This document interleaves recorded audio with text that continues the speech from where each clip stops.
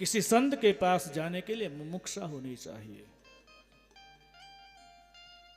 इसीलिए पंथ चाहिए, इसीलिए मंत्र चाहिए, इसीलिए सूत्र चाहिए, इसीलिए संत चाहिए। किसी न किसी मार्ग पे हम चल बसे। जीवन का दो ही किनारा है, एक है शास्त्र और दूसरा है संत। संत के पास जाएंगे तो संत हमको शास्त्र दिखाएगा, और शास्त्र के पास जाएंगे तो शास्त्र कहेगा कि तू संत के पास जा। शास्त्र और संत एक ही सिक्का के दो पहलू है। शास्त्र हमको संत के पास भेजता है। इसीलिए महापुरुष का संशय होना, महापुरुष का दीदार का दर्शन होना वही दुर्लभ है। जीवन तो ऐसा जिए कि किसी महापुरुष के चरण में बैठ जाइए। सुखदेव जी परीक्षित राजा को कहते हैं, सम्रासुर ने 10 दिन का बालक का अपहरण किया, समुद्र में डाल दिया। जो माछीमार की पत्नी थी, वो बालक मछली के गर्भ से वो बालक निकला, वो बालक वही मच्छी मार की पत्नी को दे दिया। वो घर लेकर आई। बच्चा बड़ा हुआ तो बच्चे के ऊपर पति भाव लगने लगा। था तो बच्चा, लेकिन उनके ऊपर पति जैसा भाव वही स्त्री को लगने लगा। तब देवर्षि नारद आए और देवर्षि नारद ने मन का समाधान किया। देवर्षि ने कहा, हे देवी, देवी ने कहा कि देवर्षि, मुझे अब बच्चे के ऊपर मुझे पति भाव हो रहा है तो मेरा पुत्र, लेकिन उसके ऊपर मेरा भाव बदल गया है। तभी देवर्षि नारद ने कहा, देवी, यही बच्चा पूर्व जन्म में तेरा पति था, इसीलिए तू आज उनको पतिभाव देख रही है। अगले जन्म में जब कामदेव ने, भगवान शिव ने कामदेव को जलाकर भस्म किया, वही बच्चा कामदेव आज कृष्ण का बच्चा प्रद्युम्न बनकर आया है। और तू अगले जन्म में कामदेव की पत्नी रति थी, वो आज तो मायावती बनकर आई है। भगवान शिव ने कहा था, हे रति, जब कामदेव को जलाकर भस्म किया तभी रति आई और भगवान शिव के चरण में अपने मस्तक रखकर रोने लगी। तभी भगवान शिव ने कहा, देवी, तू चिंता मत कर, तुम्हारा पति अब तक शरीरधारी था, अब तुम्हारा पति शरीरधारी नहीं रहेगा। अब शरीर के बिना पूरे संसार में प्रत्येक जीव के अंदर, प्रत्येक जीव के शरीर में के अंदर वो वास करेगा। और द्वापर युग आएगा तब भगवान शिव ने बोला है, जब जदुवंश कृष्ण अवतारा, हो यही तनय कृष्ण पति तोरा। हे देवी, जब कृष्णावतार होगा तब कृष्ण के बेटा तुम्हारा पति बनेगा। माया का समाधान हुआ। माया के पास जो विद्या थी वो विद्या प्रद्युम्न को सब दे दी।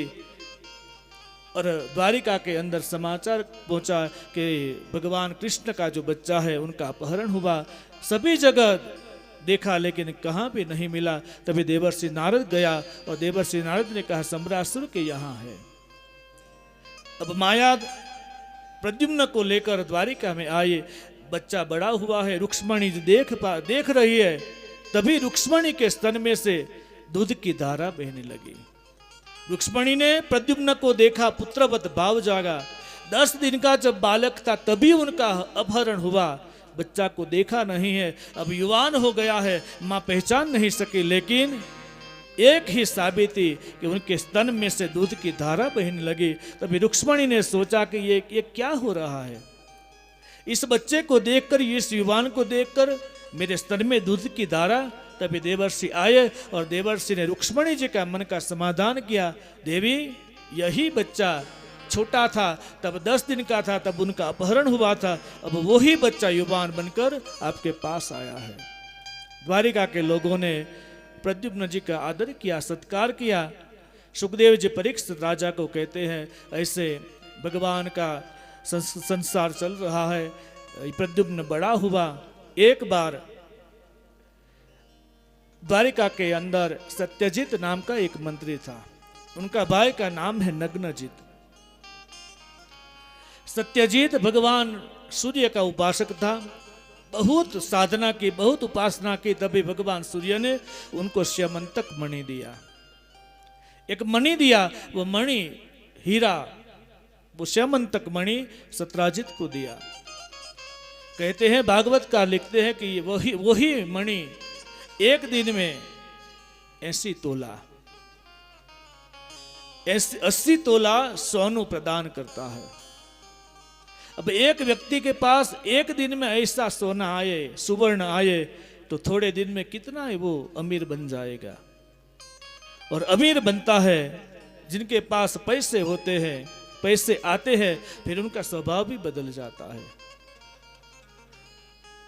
जिनके ऊपर गुरु कृपा होती है, परमात्मा की कृपा होती है, तभी वो शायद बच सकता है। लेकिन हम सब जगह दिखते हैं, कहीं न कहीं लोगों के पास लक्ष्मी आती है तो सरस्वती चली जाती है, उनका बोलने का ठिकाना नहीं रहता। लक्ष्मी जब आती है तो जिह्वा के ऊपर से सरस्वती चल बसती है। जो बोलना होता है वो नहीं बोलते, किसी न किसी के ऊपर राग रखते हैं, द्वेष रखते हैं। जो बोलना होता है वो नहीं बोलते, और किसी से सब जगह लोगों के बीच में से उनको गुजराती में कहेवाय ने उतारी पाड़े।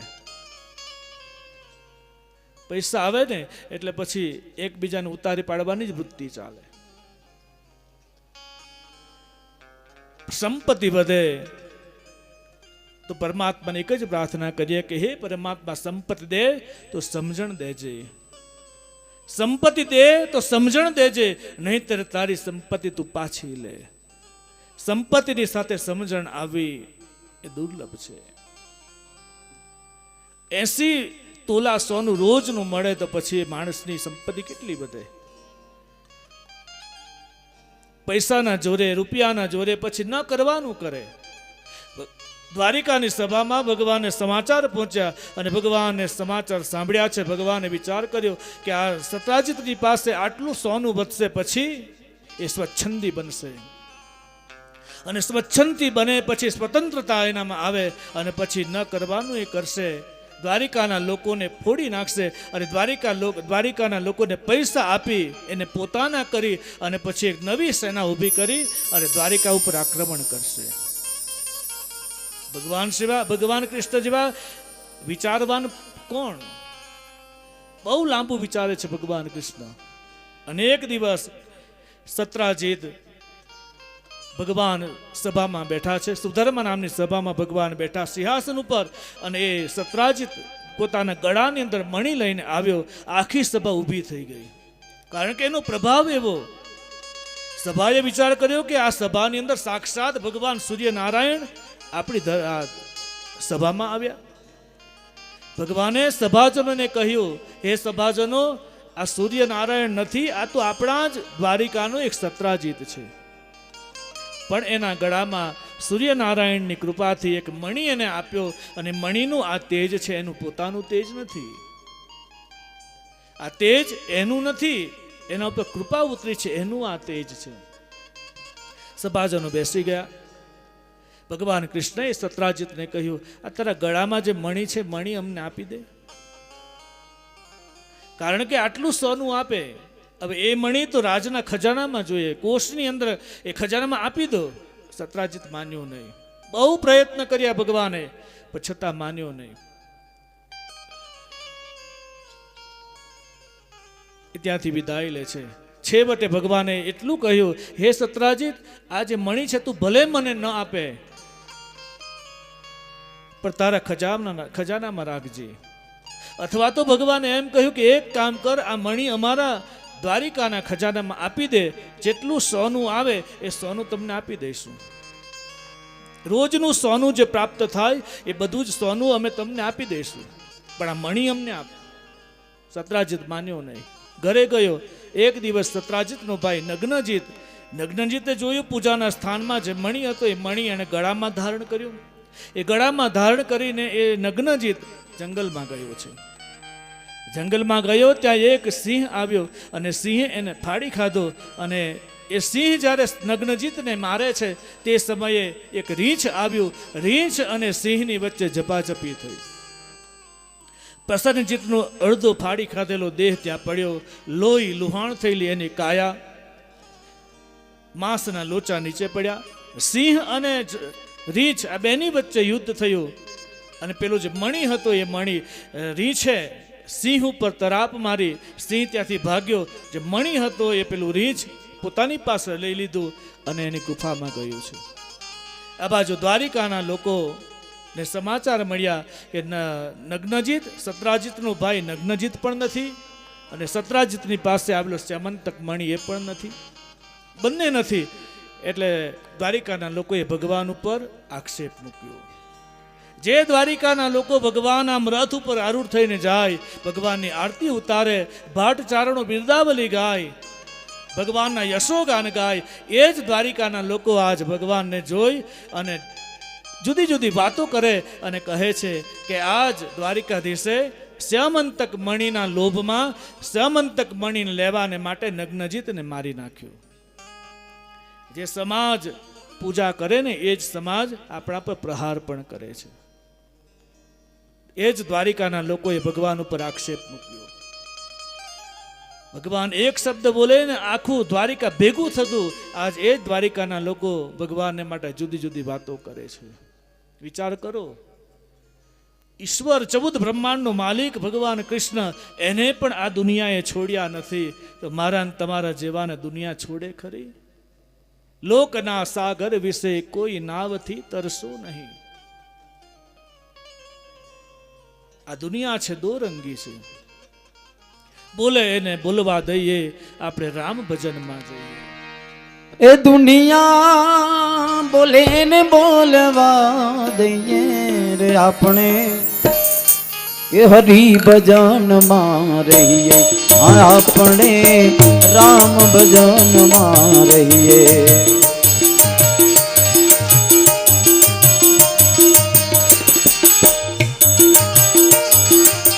આ દુનિયા બોલે એને બોલવા દઈએ, હે દુનિયા બોલે એને બોલવા દઈએ રે, આપણે કૃષ્ણ ભજન માં રહીએ, આપણે કબીર ભજન માં રહીએ.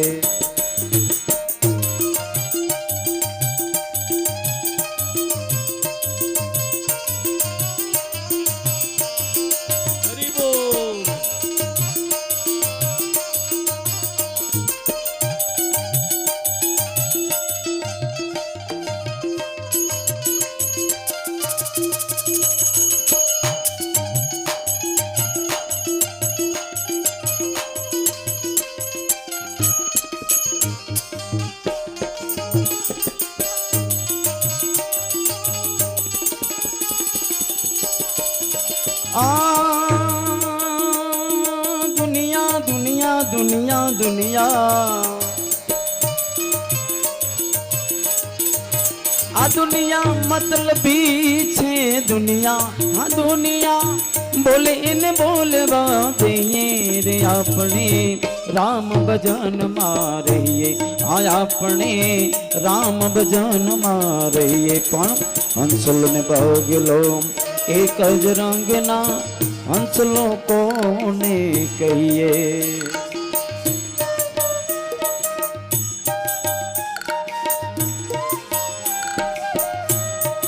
એ હંસલો ને બગલો એક જ રંગના, હંસલો કોને કહીએ?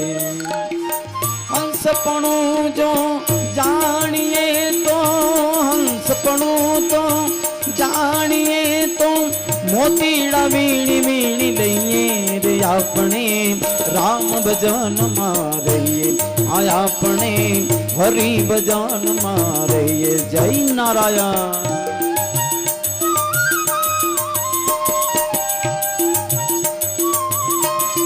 જય જય શ્રી રામ.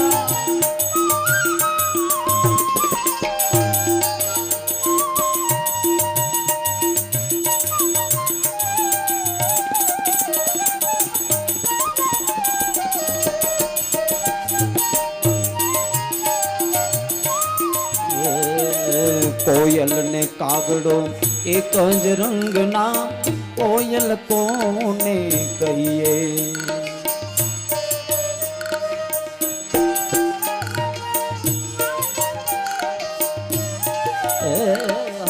कोयल ने कागड़ो एक ज रंगे ना कोयल कोने कहिए ए कोयल पणु जो जानिए तो कोयल पणु जो जानिए तो मीठा बोल बोला बोलिए रे अपने राम भजन मारिए आया अपने कबीर भजन मारिए आया अपने हरि भजन मारिए साहेब बंदगी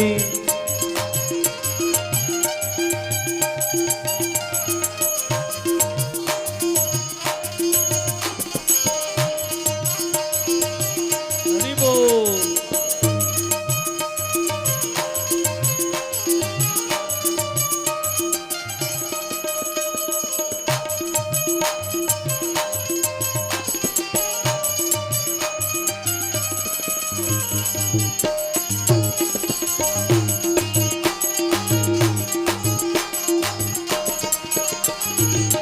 मीरा पाई कर गिरधर नागर चरण कमल स्थित रहिए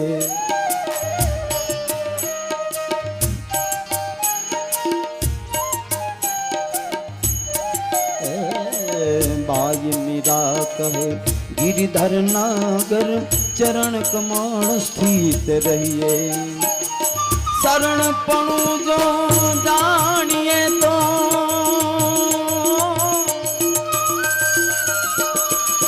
हे आवो शरण पणु जो जानिए तो एवा सदगुरु शोध लइए ए हाचा सदगुरु रानी शोध लइए रे अपने राम भजन मारिए आया अपने नारायण भजन मारिए आया अपने हरि रे भजन मा राम भजन मा कृष्ण भजन मा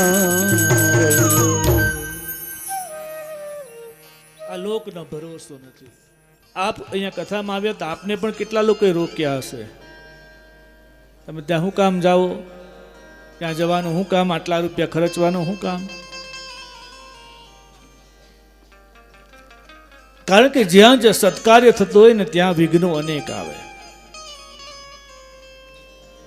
ભગવાન કૃષ્ણનો ઉપર આંગળી ચિંધાય છે। લોકો બોલવા લાગ્યા કે ભગવાને શ્યમંતક મણીના લોભમાં નગ્નજીતની હત્યા કરાવી।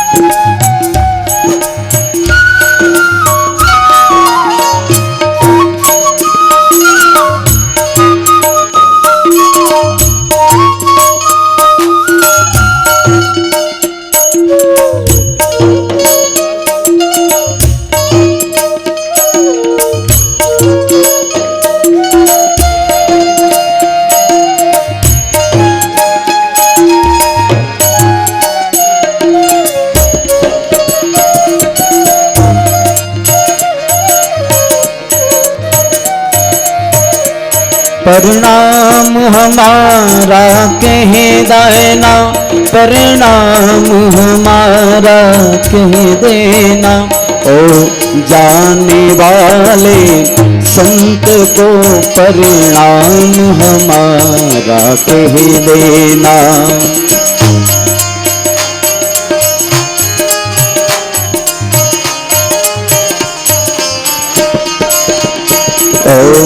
जाने वाले संत को परिणाम हमारा कह देना।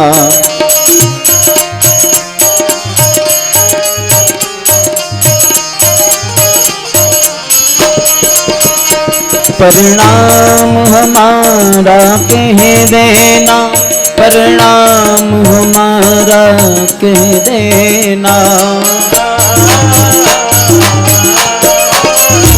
परिणाम हमारा कह देना, परिणाम हमारा कह देना, ओ जाने वाले साधु को परिणाम हमारा कह देना।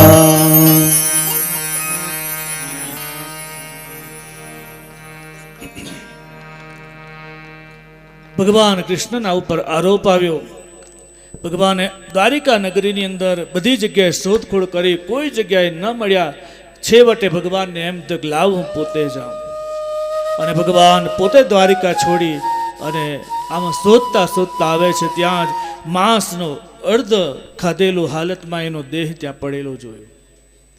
એ માંસ અને લોહીના ખાબોચિયા ત્યાં ભરાયેલા, એમાં પગલાં જોયા.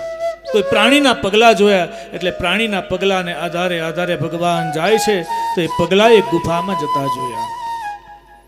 ગુફામાં જઈને જોયું તો એક દીકરી એ પેલો મણી સાથે રમે છે. મણી સાથે પેલી દીકરી રમે. ભગવાન ત્યાં અંદર દાખલ થાય એટલે ભગવાને પેલા દીકરીની પાસે મણી લઈ લીધો. જેવો મણી લીધો એટલે દીકરી બૂમ પાડવા લાગી, રડવા લાગી. રડવાનો અવાજ અંદર ગયો અને ત્યાં પેલું રીંછ હતું, એ રીંછ બહાર આવ્યું. અને રીંછે ભગવાનને જોયા, હાથમાં મણી જોયો. એટલે રીંછ મણીને લેવા માટે જાય છે. ભગવાને આમ હાથ કર્યો, ત્યાં રીંછે ભગવાન ઉપર આક્રમણ કર્યું. 27 દિવસ સુધી રીંછ અને ભગવાન કૃષ્ણની સાથે યુદ્ધ ચાલે છે. આ બાજુ ભગવાન કૃષ્ણ દ્વારિકાની અંદર કહ્યું કે 12 દિવસ સુધી હું ન આવું તો પછી તમારે માનવાનું કે દ્વારિકાની ગાદી કોઈ બીજાને આપી દેવી. 12 દિવસ સુધી મારી રાહ જોજો. 12 દિવસ પૂર્ણ થયા. દ્વારિકાના લોકોને એમ થયું કે હવે ભગવાન આવવાના નથી. દ્વારિકામાં લોકો ચિંતાતુર થયા. એવામાં દેવર્ષિ નારદ ત્યાં આગમન થયું. વસુદેવ અને દેવકી, નંદ અને યશોદા દેવર્ષિ નારદની પાસે જાય છે અને વિનંતી કરે કે અમારો પુત્ર ક્યાં હશે. દેવર્ષિ નારદે કહ્યું, એક કામ કરો હે વસુદેવ, હે દેવકી, તમારે જો તમારો પુત્ર હેમખેમ જોઈતો હોય ને તો દેવી ભાગવત અનુષ્ઠાન કરો. ભાગવત પૂર્ણ થાય, દેવી ભાગવતનો આરંભ છે. દેવી ભાગવતનું તમે 9 દિવસ સુધી દેવી ભાગવત અનુષ્ઠાન કરો. અને કર્મ સંજોગે આસો મહિનો આવ્યો અને આસો મહિનાની નવરાત્રિનો આરંભ થયો. વસુદેવ અને દેવકીએ અનુષ્ઠાનપૂર્વક 9 દિવસીય દેવી ભાગવતની કથાને અનુષ્ઠાન કર્યું. દેવી ભાગવત કથા પૂરી થઈ અને આ બાજુ ભગવાન કૃષ્ણ જે ગુફામાં પેલા રીંછની સાથે યુદ્ધ કરે છે. 27 દિવસ થયા પણ બંનેની વચ્ચે એવું ભયંકર યુદ્ધ ચાલ્યું. 28મા દિવસથી સવારે ભગવાન કૃષ્ણએ એક પુષ્ટિકાનો પ્રહાર જ્યાં રીંછ ઉપર કર્યો, ત્યાં રીંછને બુદ્ધિ આવી. રીંછ ભગવાનના ચરણમાં પડ્યો ને રીંછ કહે છે, પ્રભુ મને ક્ષમા કરો, પ્રભુ મને ક્ષમા કરો, હું આપને ઓળખી ન શક્યો. તમે મારા ઈષ્ટ છો, મારું નામ જાંબવંત છે. પૂર્વ અવતારમાં તમે રામ હતા ત્યારે તમારો હું સખો હતો. આજ તમે ભગવાન કૃષ્ણ બનીને આવ્યા છો, આપને ન ઓળખી શક્યો, માટે ક્ષમા કરો. ભગવાને જાંબવંતને આશ્વાસન આપ્યું. જાંબવંત કહે છે, મને ક્ષમા આપો. મારી ક્ષમા માટે, મારી માફી માટે હું આપની પાસે ક્ષમા તો માંગુ, પણ તમે ક્ષમા આપો કે ન આપો, આપી કે ન આપી, એની મારી પાસે કોઈ સાબિતી નથી. તમે કહો કે હું ક્ષમા આપું એ વાત બરાબર છે, પણ તમે આપી કે ન આપી એની સાબિતી મને આપવી પડે. ભગવાને પૂછ્યું, શું સાબિતી? બોલે, મારી આ દીકરી છે ને, આ દીકરીને તમે જો સ્વીકાર કરો તો હું માનું કે મને તમે ક્ષમા કર્યો. અને એ જાંબવંતની દીકરી નો હાથ ભગવાનના હાથમાં અર્પણ કર્યો. સ્યમંતક મણિ પણ ભગવાનને અર્પણ કર્યો. હવે જાંબવંત એટલે તો રીંછ હતું, તો એની દીકરી પણ એવી જ હોય ને. સાચી વાત કે ખોટી વાત? રીંછ એનો બાપ, મા બાપ છે રીંછ પ્રજાતિના, તો દીકરી પણ રીંછ જ હોય.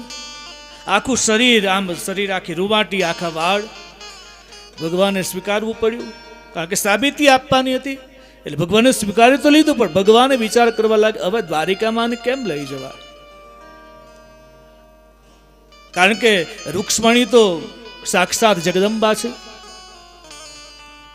હવે રૂક્ષ્મણી ની તુલના અને આની તુલના, આ એકદમ શરીરાનું રૂમાટી વાળું શરીર, મોઢું પણ રીંછના જેવું, કરવું કેમ? ભગવાને સ્વીકારી તો લીધી, પણ ભગવાને કહ્યું કે એક કામ કર, તારે આખું શરીરને ઢાંકી દેવાનું. હું જ્યાં સુધી તને ન કહું ત્યાં સુધી તારે આ તારું મોઢું ખોલવાનું નહીં. આખું શરીર ઢંકાવી દીધું. નથી હમણાં બધી આમ બહેનો બધા આખું શરીર આમ ઉપર સુધી પગ પણ ન દેખાય, મોઢું પણ ન દેખાય. અત્યારનું છે બધું. અત્યારનું નથી, અત્યારનું છે.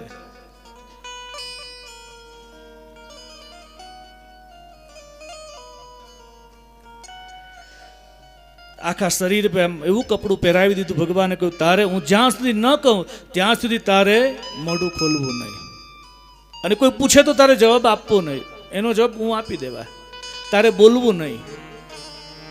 ભગવાને પાણી ગ્રહણ કર્યું અને જાંબવંતીને લઈને જાય છે. દ્વારિકામાં આવ્યા અને ત્યાં સમાચાર આપ્યા કે વસુદેવ અને દેવકીજી અનુષ્ઠાન પૂર્ણ કર્યું, આરતી કરે. ત્યાં જ સમાચાર મળ્યા કે ભગવાન આવે છે. આરતી પૂર્ણ થઈ, બંને ઊભા થયા, દરવાજા પાસે આવ્યા. દ્વારિકાના દરવાજા પાસે ચોખટ ઉપર ભગવાન આવ્યા છે, સાથે આખું શરીર ઢંકાયેલું. રૂક્ષ્મણીજીને સમાચાર મળ્યું. રૂક્ષ્મણીજી સોનાની થાળીમાં દીવો તૈયાર કર્યો, દરવાજા પાસે આવે. રૂક્ષ્મણીને સમાચાર મળ્યા કે ભગવાન આવ્યા છે, પણ કોઈએ એમ ન કહ્યું કે ભગવાન કોઈને સાથે લઈને આવ્યા છે. એટલે રૂક્ષ્મણીને તો આનંદ થયો કે આજ આટલા દિવસ પછી 12 દિવસનું કહીને ગયેલા, બીજા 9 દિવસ નીકળી ગયા, બીજા ઉપરના દિવસ નીકળી ગયા કે ત્યાંથી આવતા આવતા હવે આટલા 1 મહિના પછી પ્રિયતમ મળતા હોય, પતિ મળતા હોય તો કેટલો આનંદ હોય. એટલે રૂક્ષ્મણીજી સોનાના થાળની અંદર દીવો તૈયાર કરી અને દરવાજા પાસે આવે છે. દીવો તૈયાર કરો, દીવો પ્રગટાવ્યો, ભગવાનની આરતી ઉતારે. ત્યાં જ બાજુમાં નજર પડી, આખું શરીર ઢંકાયેલું. એટલે રૂક્ષ્મણી પૂછ્યું આ કોણ છે? એટલે ભગવાન આમ થોડો સમય માટે નીચું જોઈ ગયા. ફરીવાર રૂક્ષ્મણીએ પૂછ્યું કે આ કોણ છે? અને રૂક્ષ્મણીજીને ભગવાને આમ બધી ઘટના કહી કે તમે આ કોને લાવ્યા? બોલે જંગલમાં ગયો ને આ મણીના કારણે મેં મારી સાથે લગ્ન કરવું પડ્યું, મારે સાબિતી આપવી પડી, એટલે મારે લગ્ન કરવું પડ્યું. રૂક્ષ્મણીએ કહ્યું તો મારા કરતા પણ એ સુંદર, તમે એને આની સાથે લગ્ન કર્યા તો મારા કરતા પણ સુંદર હશે તો કર્યા ને.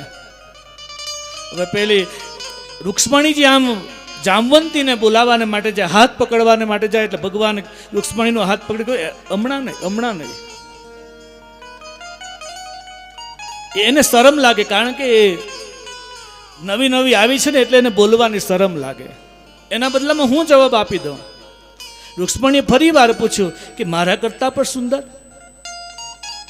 એટલે ભગવાન આમ થોડુંક માથું હલાવ્યું.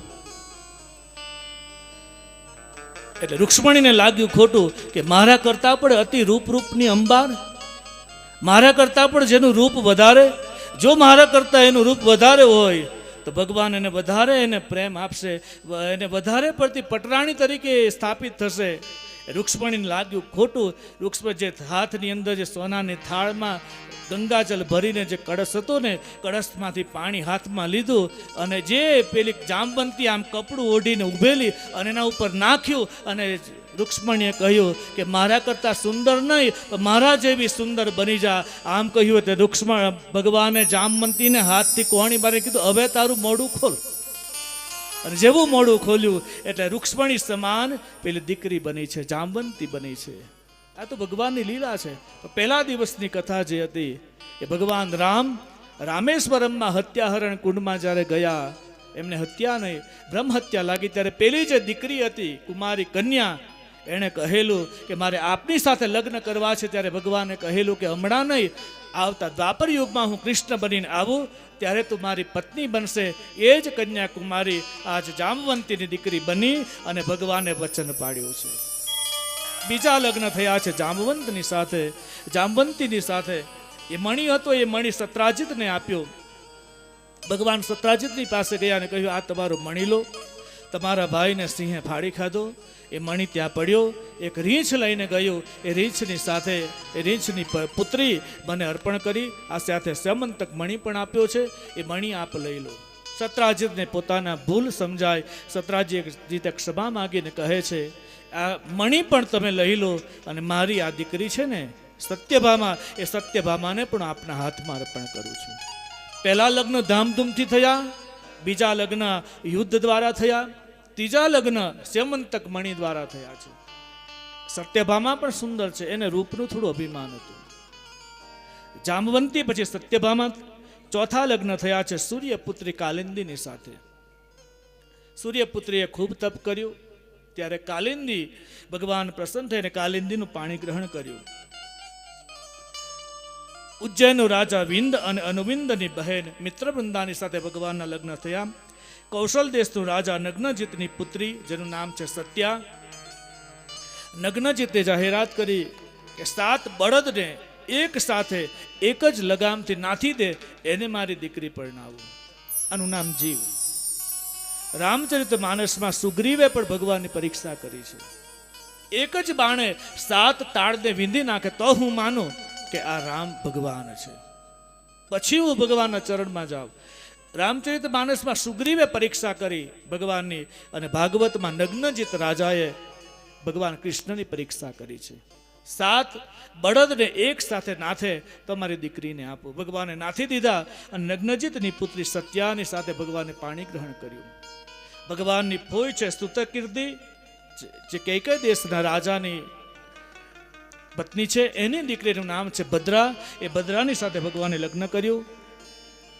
મદ્ર દેશનું રાજા લક્ષ્મણા, એની સાથે ભગવાને લગ્ન કર્યા છે. આમ અષ્ટપટરાણીઓ ભગવાનની સાથે લગ્ન કર્યા. ખૂબ સુંદર દાંપત્ય જીવન છે. બધી જ પત્નીઓની સાથે ભગવાન ખૂબ સુંદર દ્વારિકામાં નિવાસ કરે. બધી પત્નીઓને 10 પુત્રો થયા, 80 પુત્રો થયા છે, 8 પટરાણીઓને. એક દિવસ ભગવાન સભા ભરીને બેઠા છે, અને તે સમયે એક રાજાઓ આવ્યા. રાજાઓએ ભગવાનને ફરિયાદ કરી કે ભૌમાસુરના કેદમાં અમારી બધી જ પત્નીઓ પણ છે, અમારી દીકરીઓ પણ છે, આપ એને છોડાવો. ભગવાને ચુનૌતી સ્વીકાર કરી, ભૌમાસુર પર આક્રમણ કર્યું. ભૌમાસુર મરાયો, અને કેદમાં પુરાયેલી બધી દીકરીઓને કેદમાંથી છોડાવી. દીકરીઓ કહે છે, હવે અમે ક્યાં જઈએ? આ સમાજ અમારો સ્વીકાર નહીં કરે. ત્યારે ભગવાને કહ્યું, જેનો કોઈ સ્વીકાર ન કરે એનો સ્વીકાર હું કરું છું. દુનિયા જેનો સ્વીકાર ન કરે એનો સ્વીકાર ભગવાન કરે છે. 16,100 જેટલી કન્યાઓ અંદર કેદખાનામાંથી ભગવાને છોડાવી, અને ભગવાને બધી જ કન્યાઓની સાથે પાણી ગ્રહણ કર્યું. એ કન્યાઓ નારાયણ પર્વત.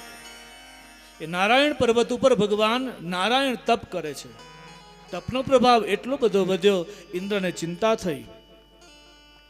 એટલે ઇન્દ્રએ નારાયણ ભગવાનના તપને ભ્રષ્ટ કરવાને માટે, તપમાંથી ભગવાનને મુક્ત કરવાને માટે, પોતાનું ઇન્દ્રાસન સુરક્ષિત રાખવાને માટે, તપનો ભંગ કરવા અપ્સરાઓ મોકલી છે.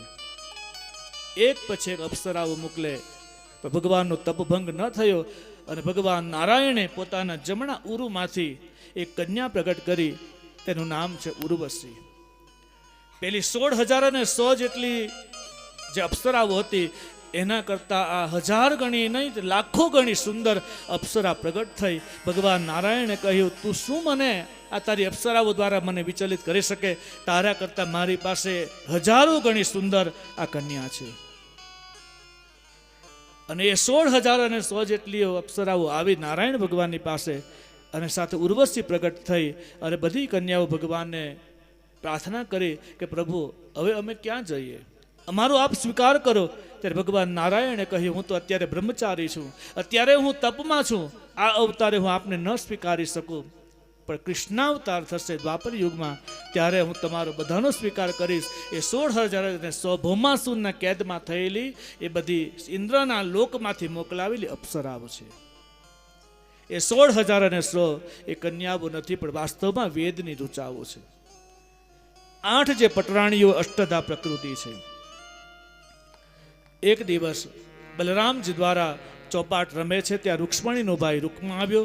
રૂકમની સાથે યુદ્ધ થયું, રૂકમને માર્યો છે.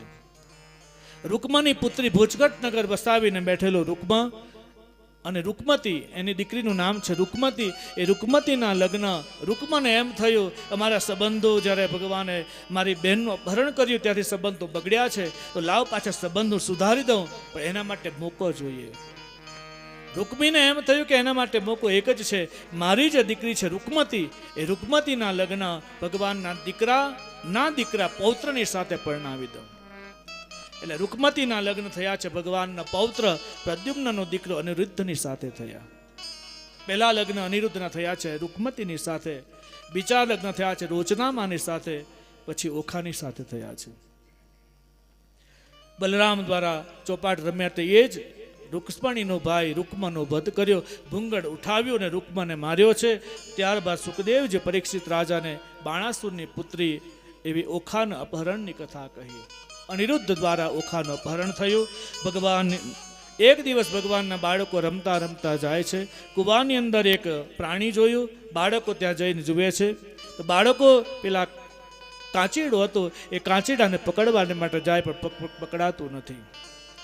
ભગવાનને સમાચાર આપ્યો, ભગવાન આવે છે. જેવો હાથ નાખ્યો તેવો કાંચીડો હાથમાં આવ્યો અને એની મુક્તિ થઈ. કાંચીડાએ કહ્યું છે, કાંચીડાને પૂછવામાં આવ્યું કે તારી આ ગતિ કેમ થઈ, તું કેમ કાંચીડો બન્યો? ત્યારે કાંચીડાએ કહ્યું છે, પૂર્વના સમયમાં હું નૃગ નામનો રાજા હતો.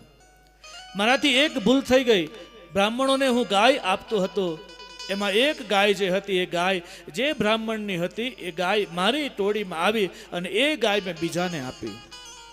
ચરતી ચરતી ગાય મારી જે ગાયો હતી એમાં ભળી ગઈ અને એ ગાયનું મેં દાન કરી દીધું. બ્રાહ્મણ ગાયને લઈને જાય છે. સામે પેલો જે ગાયનો માલિક હતો એ મળ્યો, એને કહ્યું આ તો મારી ગાય છે. પેલાએ કહ્યું કે નહીં નહીં, આ તો મને નૃગ રાજાએ દાનમાં આપી છે. બંનેની વચ્ચે બોલાચાલી થઈ. બંને બ્રાહ્મણો આવે છે રાજાની પાસે. રાજાને પેલા મૂળ માલિક હતો એને એમ કહ્યું આ તો મારી ગાય છે. જે દાનમાં આપેલી ગાય હતી એ બ્રાહ્મણે કહ્યું કે આ તો તમે મને દાનમાં આપી એટલે મારી છે. નિર્ણય ન લેવાયો ત્યારે જે મૂળ માલિક હતો એ ગાયના બ્રાહ્મણે નૃગ રાજાને શ્રાપ આપ્યો કે તમે તમારા વચનમાંથી ભ્રષ્ટ થયા છો, એટલા માટે હું તમને શ્રાપ આપું કે તમે કાંચીડો બની જાઓ, રંગ બદલનારો કાંચીડો. ઘડીકમાં આમ બોલે ને ઘડીકમાં તેમ બોલે. દુનિયાને ફરતા, પૃથ્વીને ફરતા તો 365 દિવસ લાગે, પણ માણસને ફરતા તો એક ઘડી નથી લાગતી. અભી બોલા અભી ફૂક.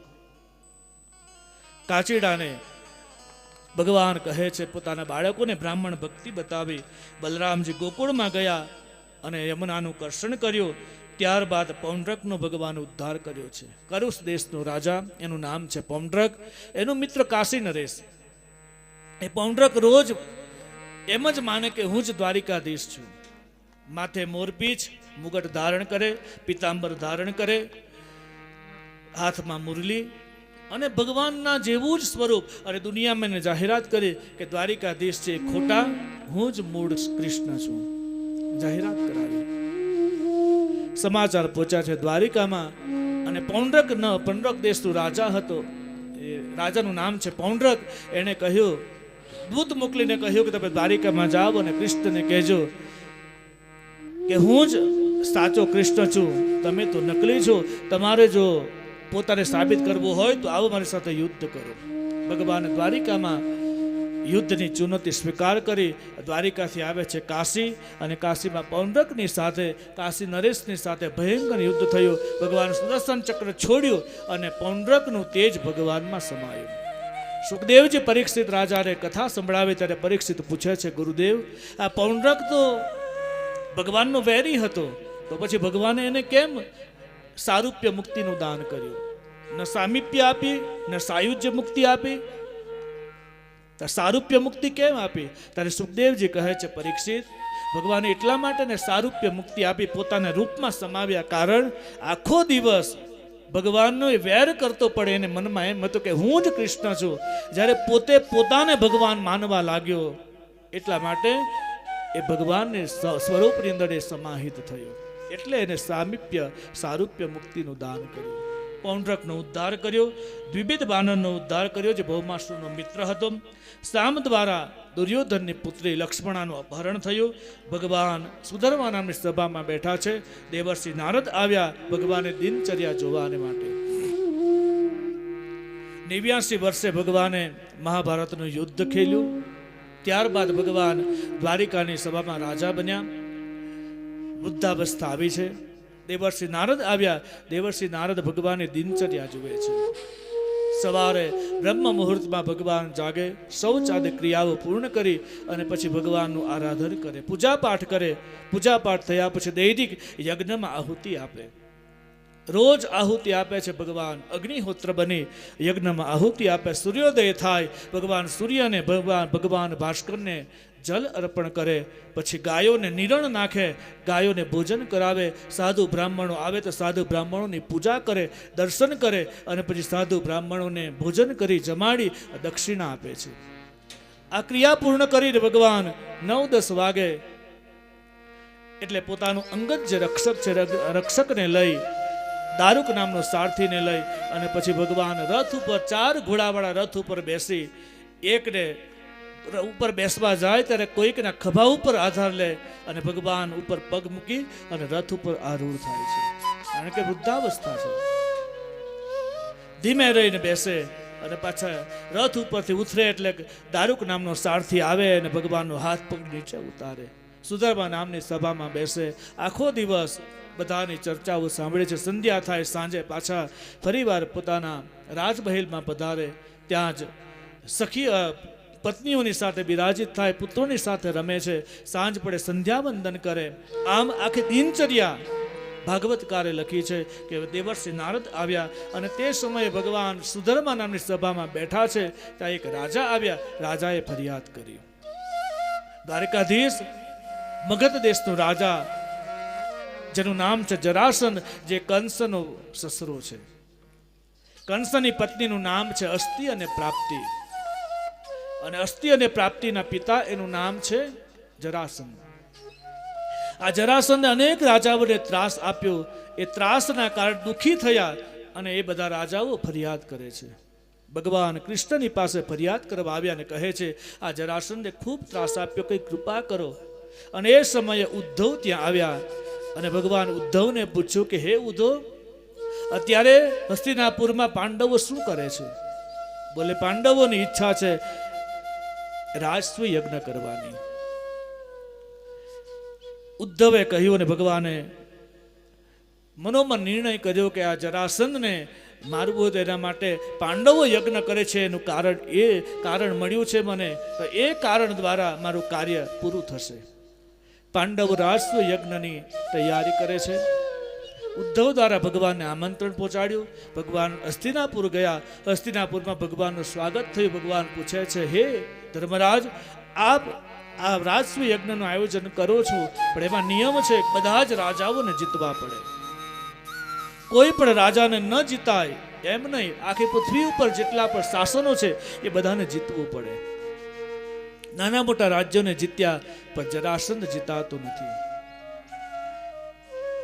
ભગવાન અર્જુન અને વૃકોદર ભીમ યોજના તૈયાર થઈ, યોજના ઘડી અને 3 બ્રાહ્મણ રૂપ ધારણ કરીને મગધ દેશમાં આવે છે.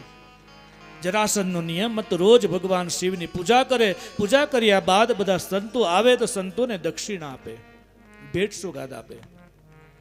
આજે ભગવાન શિવની ઉપાસના કરી જરાસંધ આમ બધાને દાન દક્ષિણા આપે છે. ત્યાં જ બધા બ્રાહ્મણોની લાઈન આવી, સાધુ સંતો આવ્યા. એમાં અર્જુન, ભીમ અને ભગવાન કૃષ્ણ 3 બ્રાહ્મણ બનીને અંદર લાઈનમાં ઊભા રહી ગયા. વારો આવ્યો. સૌથી પહેલા અર્જુન હતા. અર્જુને એમ હાથ લાંબો કર્યો.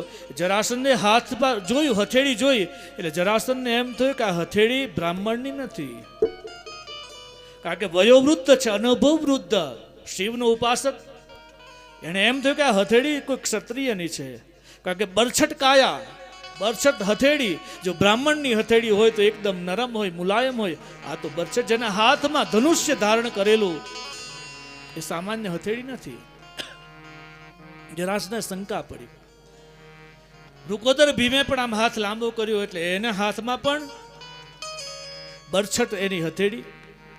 ભગવાન કૃષ્ણનો વારો આવ્યો. ભગવાન હાથ નથી લંબાવ્યા.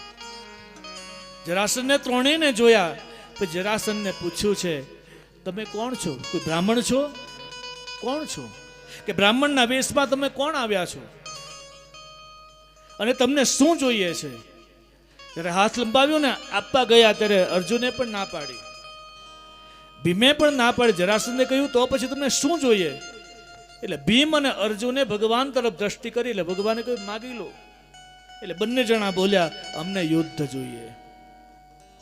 જરાસંધે કહ્યું કે તમે બ્રાહ્મણના વેશમાં આવ્યા છો, તમે માગવાને માટે આવ્યા છો એટલે જરૂરથી હું આપીશ, કારણ કે મારો નિયમ છે મારે આપવાનો, કોઈ ખાલી હાથ નથી ગયું. તમને યુદ્ધ જોઈએ? ભગવાને કહ્યું યુદ્ધ જોઈએ છે. તો જરાસંધને પૂછવામાં આવ્યું તમને તમારે કોની સાથે યુદ્ધ કરવું છે? આ અર્જુનની સાથે? મૂળ પછી કહી દીધું કે આ અર્જુન છે ને આ ભીમ છે અને હું દ્વારિકાધીશ છું. જરાસંધને કહ્યું આની સાથે યુદ્ધ કરું? આ યુવાન, આ કુમાર? ભગવાને કહ્યું તમારી ઈચ્છા એની સાથે કરવું હોય તો એની સાથે કરો. જરાસંધે કહ્યું કે એની સાથે જો હું કરું ને તો દુનિયામાં મારી નામોશી થાય, મારી ઇજ્જત જાય. જો એની સાથે હું યુદ્ધ કરું, હું યુદ્ધ જીતી જાઉં, આજ દુનિયાના લોકો એમ કહેશે કે આવા નાના બાળકે જીતી લીધો, એમાં જરાસંધે શું મોટું કામ કર્યું? નાના છોકરાને જીત્યા એમાં એણે મોટું શું કામ કર્યું? અને કદાચ હું હારી જાઉં, આ છોકરાથી હું હારી જાઉં, આજ દુનિયાના લોકો એમ કહેશે કે જરાસંધ પોતાને બળાઈ હાંકતો હતો અને આ એક નાના છોકરાથી હારી ગયો. નહીં, મારે એની સાથે યુદ્ધ નથી કરવું. ભગવાને કહ્યું તો પછી મારી સાથે? એટલે જરાસંધ હસવા લાગ્યો. જરાસંધે કહ્યું કે એ જ ને કે જે 17 વાર મેં તારા પર આક્રમણ કરેલું, તે મને 17 વાર હરાવ્યો, પણ 18મી વાર તારે ભાગવું પડ્યું, એ જ છે ને તું? જરાસંધની ઉંમર મોટી છે, ભગવાનની ઉંમર નાની. એટલે ભગવાનને આમ બોલવા લાગ્યા કે તમે તો ગોવાળ કેવા, ગોપાલ કેવા, ગાયોને ચારનારા, તમારી સાથે અમારાથી યુદ્ધ ન થાય. અમે ક્ષત્રિય છીએ અને તમારી સાથે અમે યુદ્ધ લડીએ તો અમારી પણ આબરૂ જાય. મિત્રતા પણ સરખા સાથે હોય અને શત્રુતા પણ સરખાની સાથે હોય. મિત્ર બનાવીએ તો એવા મિત્ર બનાવીએ જે લેવલ વાળા હોય, એવા મિત્ર બનાવીએ. અને શત્રુ પણ એવા હોય.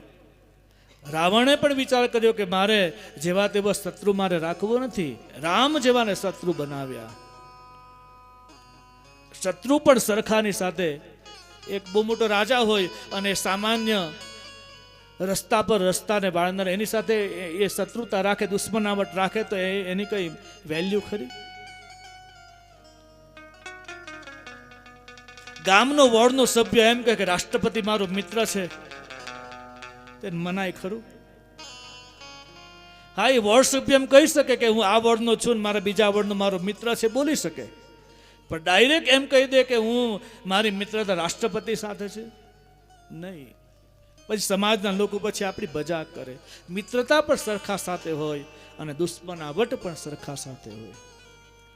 ભગવાન કૃષ્ણ કહે છે જરાસંધ તમે માગો. બોલે આ જે છે બળવાન છે, એની સાથે તમે યુદ્ધ કરશો? કે હા, આ બળવાન છે, એની સાથે યુદ્ધ કરીશ. યુદ્ધ તૈયાર. યુદ્ધ માટે યોજના તૈયાર થઈ. એક સરસ મજાનું એક મેદાન, અને એ મેદાનની અંદર સવારનો સૂર્યોદયની શરૂઆત થઈ. મગધ નરેશ, જરાસંધ અને ભીમ બંને જણ આવ્યા છે. બંને બાહુબળિયા, બંનેમાં અપાર બળ.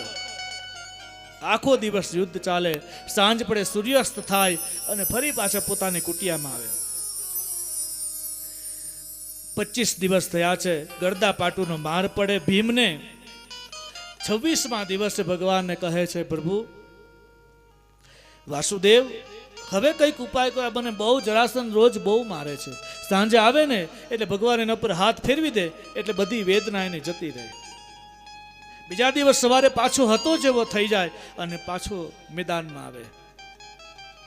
26મા દિવસથી સવાર અને 26મા દિવસે ભગવાન ભીમને કહે છે ભીમ, તું યુદ્ધમાં તો જાય છે, તું એમ કહે કે મને કઈક ઉપાય બતાવો. તું મારા બાજુ જોઈ તો ને, તું મારી બાજુ જોતો નથી, હું તને કઈ રીતે બતાવું? બપોરનો સમય થયો છે ને મધ્યાહને સૂર્ય આવ્યો અને એટલું જોરમાં ગળદા પાટુનો માર પાડ્યો ભીમને. ભીમ નીચે પડ્યો. સાંજ પડવાની તૈયારી અને ભીમ ફરીવાર જરાસંધની સાથે યુદ્ધ કરે. એમાં દ્રષ્ટિ ભગવાન ઉપર પડી. પીપળાનું ઝાડ હતું, એ પીપળાના ઝાડના નીચે ભગવાન રથ ઉપર આરૂઢ થઈને ઉભેલા. ભીમને દ્રષ્ટિ પડી એટલે ભગવાને પીપળાનું એક પાન લીધું, પાન તોડ્યું, નીચે નાખ્યું. પાન તોડીને નીચે નાખ્યું અને જરાસંધ ભીમને ઈશારો મળ્યો ભીમને એમ થયું ભગવાન મને કંઈક સંકેત આપે છે. ત્યાં જરાસંધની સાથે જરાસંધને નીચે પાડ્યો, એના ઉપર પગ મૂક્યો, ડાબા પગ ઉપર પગ મૂક્યો, જમણો પગ એણે હાથમાં લીધો અને બે ફાડ કર્યા, બંને પગના બે ફાડ કર્યા, બંને નાખ્યા અને ભીમ આમ દોડતો દોડતો ભગવાનની પાસે આવે છે. ત્યાં જ ભીમે એમ કહ્યું ભગવાનને, મેં જરાસંધને મારી નાખ્યો, મેં જરાસંધને મારી નાખ્યો. આમ જે અભિમાનમાં બોલવા લાગ્યો ત્યાં બંને પડખા ભેગા થયા અને જરાસંધ પાછળ દોડ્યો. ભીમને ગદા મારી ભીમ નીચે પડ્યો છે. ભીમ કહે ભગવાન મને બચાવો, ભગવાન મને બચાવો. ત્યાં તો જરાસંધ ઉપર ચડ્યા, મુષ્ટિકાનો પ્રહાર કર્યો, ભગવાને લીલા કરી, સૂર્યનારાયણ અસ્ત થયા, યુદ્ધ બંધ થયું છે. જો સૂર્યનારાયણ અસ્ત ન થાય તો જરાસંધ ભીમને મારી નાખે. 27મા દિવસથી સવાર છે. ભગવાન ફરીવાર ભીમને કહ્યું, હાથ શરીર ઉપર લગાવ્યો, બધી વેદના જતી રહી. સવારે સૂર્યોદય થયો અને સમરાંગણમાં આવ્યા. એક બાજુ ભીમ છે, એક બાજુ મગધ નરેશ. ભગવાન કહે છે, હે વૃકોદર, જ્યારે યુદ્ધ થાય ને અને યુદ્ધના સમય તું મારી તરફ જોજે. બપોરનો સમય થયો, યુદ્ધ ચાલે છે, એકાબીજા ઉપર ગરદા પાટુનો માર પડે, ગદાનો પ્રહાર થાય. ભીમ ઘણીક વાર ભીમ નીચે પડે, એ ઊભો થાય, ગદા લઈને જરાસંધના ઉપર પ્રહાર કરે, જરાસંધ નીચે પડે, એના ઉપર ભીમ ચડે, ભીમ મારે છે. આમ બપોર પછી આમ ધીમે ધીમે મધ્યાહન થયું, મધ્યાહન પછી આમ સાંજ પડવાની તૈયારી, અને એમાં ભીમે એક ગદાનો પ્રહાર કર્યો પેલા જરાસંધ ઉપર. જરાસંધ નીચે પડ્યો, જરાસંધ નીચે પડ્યો, પગ ઉપર પગ મૂક્યો, ભગવાન તરફ દ્રષ્ટિ કરી એટલે ભગવાને પીપળાનું પાન તોડી નીચે નાખ્યું અને વચમાં એક આકૃતિ બતાવી. એટલે ભીમ સમજો કે ભગવાન મને કંઈક સંકેત આપે. ગઈકાલે જ્યારે બંને ફાડ કર્યા ત્યારે બંને નીચે પાડ્યા તો બંને ભેગા થઈ ગયા. આજ ભગવાને આકૃતિ બતાવી, ડાબા પગ ઉપર પગ મૂક્યો, જમણા પગથી હાથમાં લીધો, બંને ચીર્યા, એક ઉત્તરમાં એક દક્ષિણમાં, અને બરાબર વચમાં ભીમ બેસી ગયા. રેતીનું બાણલિંગ બનાવ્યું અને પછી બાણલિંગની મનોમન માનસી પૂજા કરી. અને વૃકોદર ભીમ ત્યાંથી મનમાં હવે હૃદયમાં એવો ભાવ નથી કે મેં જરાસંધને માર્યો, અને ત્યાં પૂજા કરી જરાસંધને મારી અને ભીમ ભગવાનની પાસે આવ્યો છે. બંને પડખા ધીમે ધીમે નજીક આવે, પણ નજીક આવે છે બરાબર શિવલિંગ વચમાં હતું, એટલે બંને પડખા ભેગા ન થયા અને જરાસંધનું નિર્વાણ થયું છે. જરાસંધનું નિર્વાણ થયું. ભગવાન કૃષ્ણએ ભીમના ગરદન ઉપર, મસ્તક ઉપર હાથ મૂક્યો, જે વેદના હતી એ વેદના મટી છે. ભાગવતમાં જરાસંધ એટલે વૃદ્ધાવસ્થા, જરા એટલે વૃદ્ધાવસ્થા, સંગ એટલે આખો મેળો.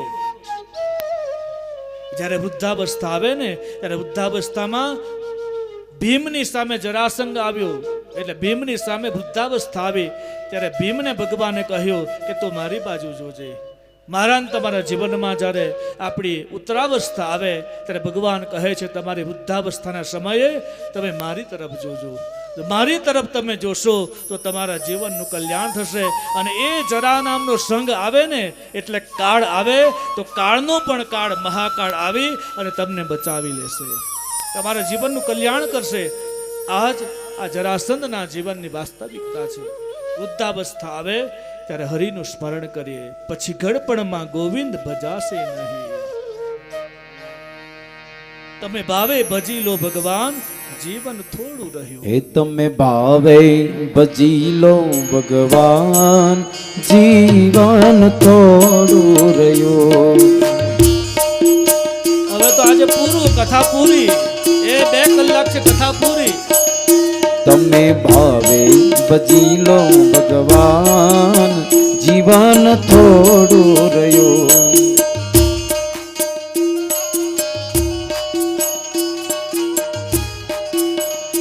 કંઈક આત્માનું કરવા કલ્યાણ, જીવન થોડું રહ્યું.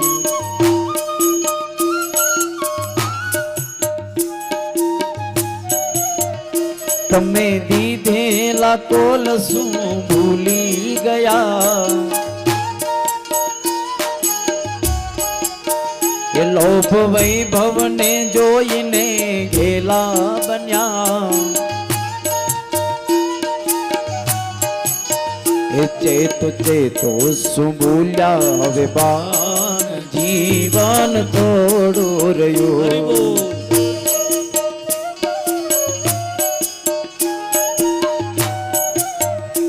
બાળપણને જુવાનીમાં અડધું ગયું, બાળપણને યુવાનીમાં અડધું ગયું, નથી ભક્તિના માર્ગમાં ડગલું ભર્યું, ભક્તિના માર્ગમાં ડગલું ભર્યું, બનો આજથી પ્રભુમાં મસ્તાન, જીવન થોડું રહ્યું, પ્રભુમાં મસ્તાન, જીવન થોડું રહ્યું, પછી ગડપણમાં ગોવિંદ ભજાશે નહીં, પછી ગડપણમાં ગોવિંદ ભજાશે નહીં, લોભ વૈભવને ધનને ત્યજાશે નહીં,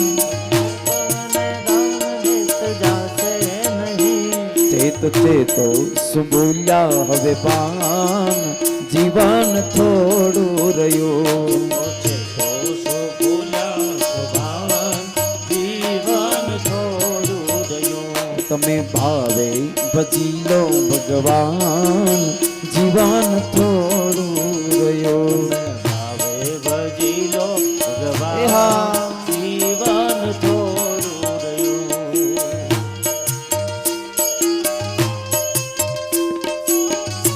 તુજ જોર જુબાની તણું, તુજ જોર જુબાની તણું, કોણ જાણે ક્યાં જશે, પડશે જ્યાં થપ્પડ કાળની તો બકરી બિચારો થઈ જશે. તુજ જોર જુબાની તણું, કોણ જાણે ક્યાં જશે, પડશે જ્યાં થપ્પડ કાળની બકરી બિચારો થઈ જશે. મિલકત અને મરદાઈ તણા જુસ્સો બધો ઉતરી જશે, તારા ગણે તું જેહને ઠાઠડીમાં બાંધીને તને લઈ જશે. સુની પુનિતની વિનંતી, ચતુર નર ચેતી જજો, સમર્યા હશે જગદીશને તો બેડો પાર થઈ જશે.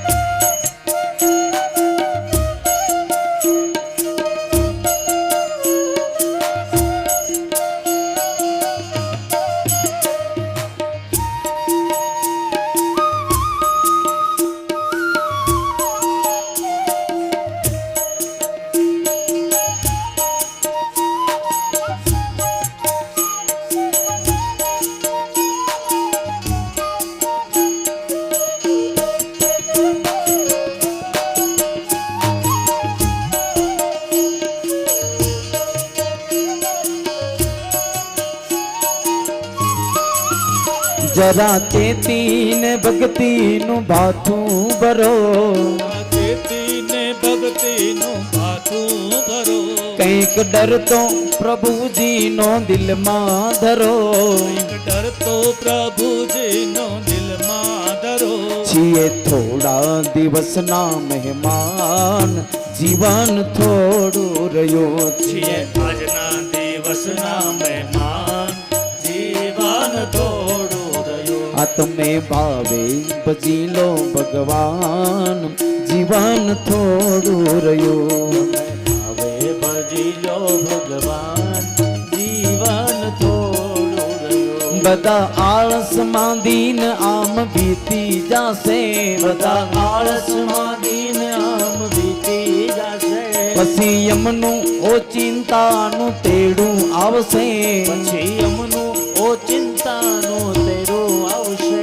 નહીં ચાલે તમારું તોફાન, જીવન થોડું રહ્યું, નહીં ચાલે તમારું તોફાન, જીવન થોડું રહ્યું. આ તમે ભાવે ભજી લો ભગવાન, જીવન થોડું રહ્યું, તમે ભાવે ભજી લો ભગવાન, જીવન થોડું રહ્યું. એ જ કહેવું આ બાળકનું દિલમાં ધરો, એ જ કહેવું આ બાળકનું દિલમાં ધરો, ચિત્ત આપી મહાવીરને ભાવે ભજો, ચિત્ત આપી મહાવીરને ભાવે ભજો, ચાલો ચાલો ભક્તિનું સુકાન, જીવન થોડું રહ્યું, તમે ભાવે ભજી લો ભગવાન, જીવન થોડું રહ્યું, આ જીવન થોડું.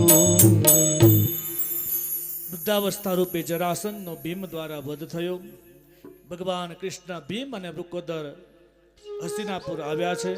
અગ્રપૂજાને માટે ભગવાનની નિમણૂક થઈ. ઋષિમુનિઓ આવ્યા. ઋષિમુનિએ કહ્યું છે, હે ધર્મરાજ, સૌથી પહેલા પૂજી તમે દ્વારિકાધીશની કરો. સભાની મધ્યમાં ભગવાન બિરાજિત થયા છે ત્યારે ભગવાનનો મસ્યાઈ ભાઈ માસીનો દીકરો શિશુપાલ આવ્યો. શિશુપાલે વિરોધ કર્યો, અપશબ્દ બોલ્યા. ભગવાને કહ્યું છે 99 અપશબ્દ બોલે ત્યાં સુધી હું એનો મને કોઈ વાંધો નહીં, કોઈ ચિંતા નહીં, પણ જો 100મો અપશબ્દ બોલશે તો હું એની હત્યા કરીશ, વધ કરીશ. શિશુપાલ અભિમાનમાં આવીને ભગવાનને ગમે તેમ બોલવા લાગ્યો.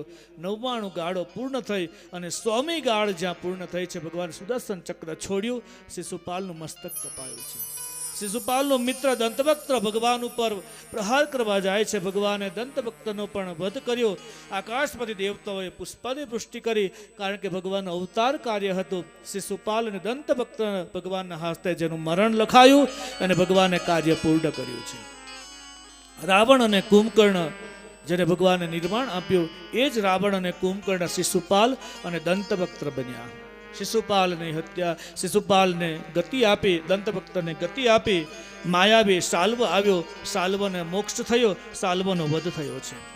દંતવક્ત્રનો ઉદ્ધાર કર્યો બલરામજી દ્વારા. સુત પુરાણીનો ઉદ્ધાર થયો. બલરામજી યાત્રાએ જાય છે અને સુખદેવજી પરીક્ષિત રાજાને સુદામા ચરિત્રની પ્રસિદ્ધ કથા કહે છે. એકવાર ભગવાનનો સખા છે, એનું નામ છે સુદામા, પત્નીનું નામ છે સુશીલા. પણ એ સુદામા પોરબંદરમાં નિવાસ કરે.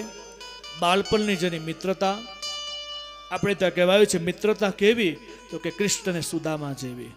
યુદ્ધ કેવું, તો રામ અને રાવણ જેવું. પ્રતિજ્ઞા કેવી, તો દાદા ભીષ્મના જેવી.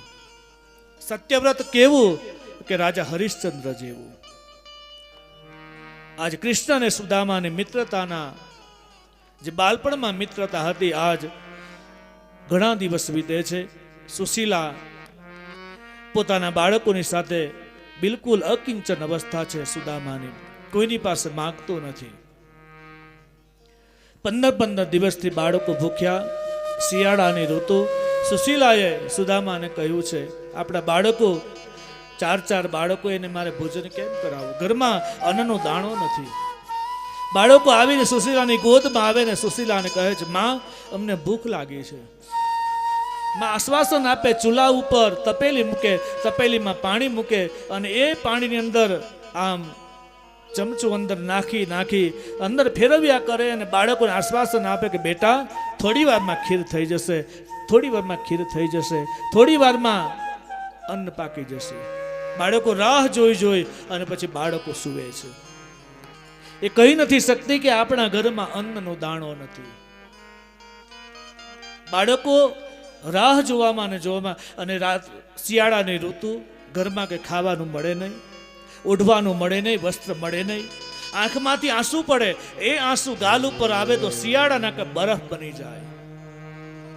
શરીર આખું આમ ચામડી ફાટી જાય, તતડી જાય. અકિંચન અવસ્થામાં આ પરિવાર નિર્વહન કરે છે. એક દિવસ, 2 દિવસ, 15 દિવસ બાળકો ભૂખ્યા. એક દિવસ સુશીલાને દયા આવી છે. સુશીલાએ સુદામાને કહ્યું છે, સ્વામી મેં સાંભળ્યું છે કે આપનો મિત્ર દ્વારિકાનો રાજા છે, દ્વારિકાધીશ છે. સુદામાએ કહ્યું, હા. કેમ, તારે શું કામ?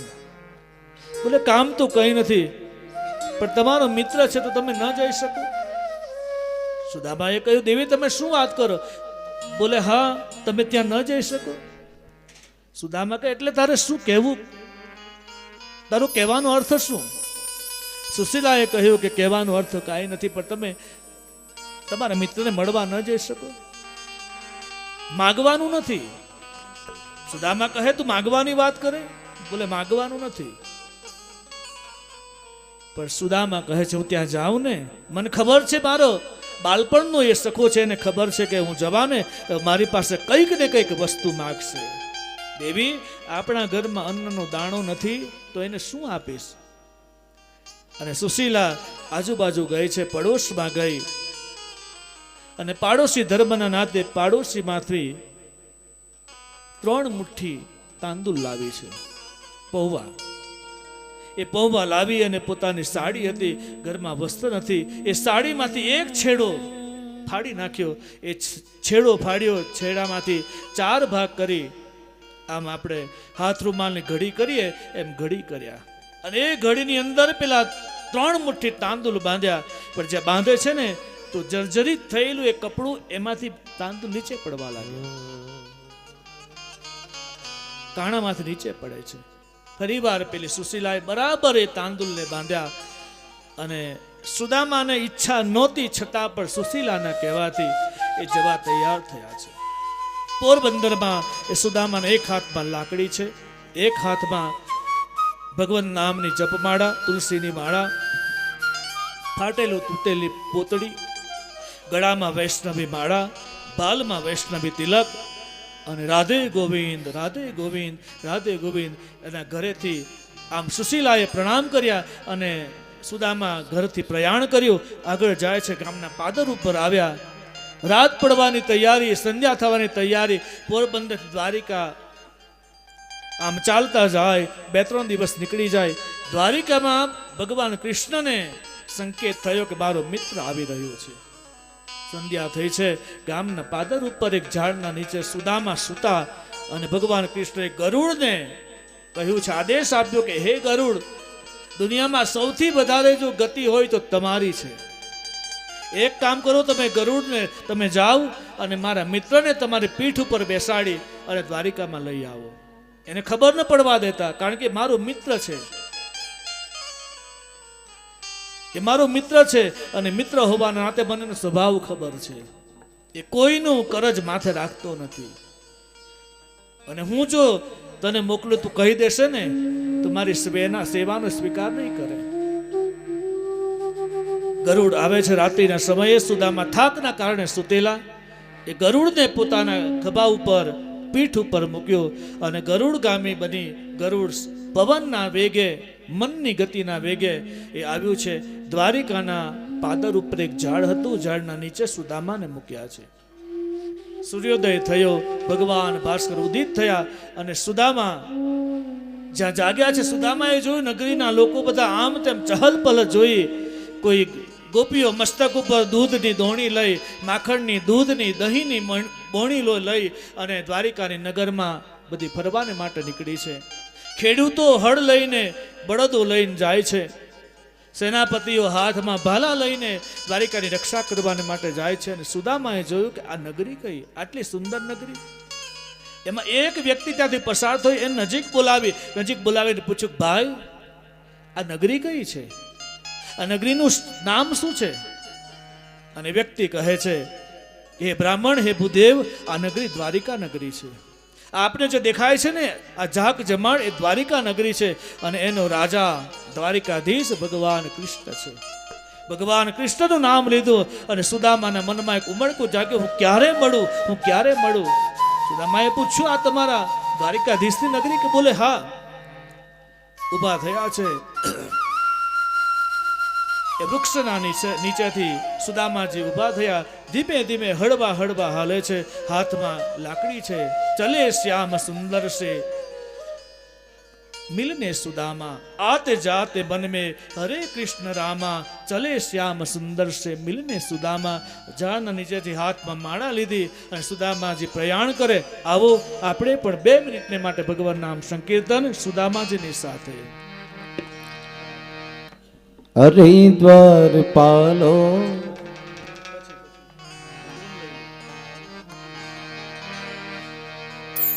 શ્રી કૃષ્ણ ગોવિંદ હરે મુરારી, હે નાથ નારાયણ વાસુદેવા. શ્રી કૃષ્ણ ગોવિંદ હરે મુરારી, હે નાથ નારાયણ વાસુદેવા. શ્રી કૃષ્ણ ગોવિંદ હરે મુરારી, હે નાથ નારાયણ વાસુદેવા. શ્રી કૃષ્ણ ગોવિંદ હરે મુરારી, હે નાથ નારાયણ વાસુદેવા.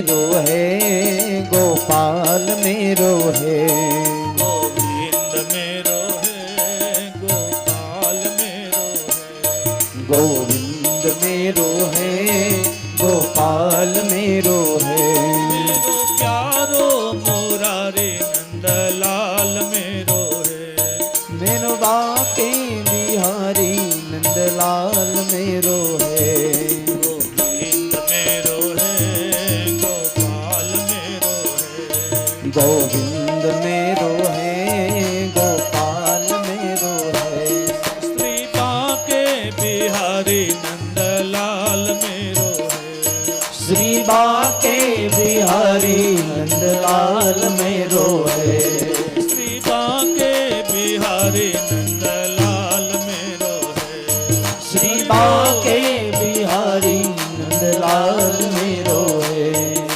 गोविंद मेरो है गोपाल मेरो है गोविंद मेरो है गोपाल मेरो है मेरो प्यारो मुरारी नंदलाल मेरो है मेरो प्यारो मुरारी नंदलाल मेरो है मेरो प्यारो मुरारी नंदलाल मेरो है मेरो प्यारो मुरारी नंदलाल मेरो है गोविंद मेरो है गोपाल मेरो है गोविंद मेरो है गोपाल मेरो है गोविंद मेरो है गोपाल मेरो है गोविंद मेरो है गोपाल मेरो है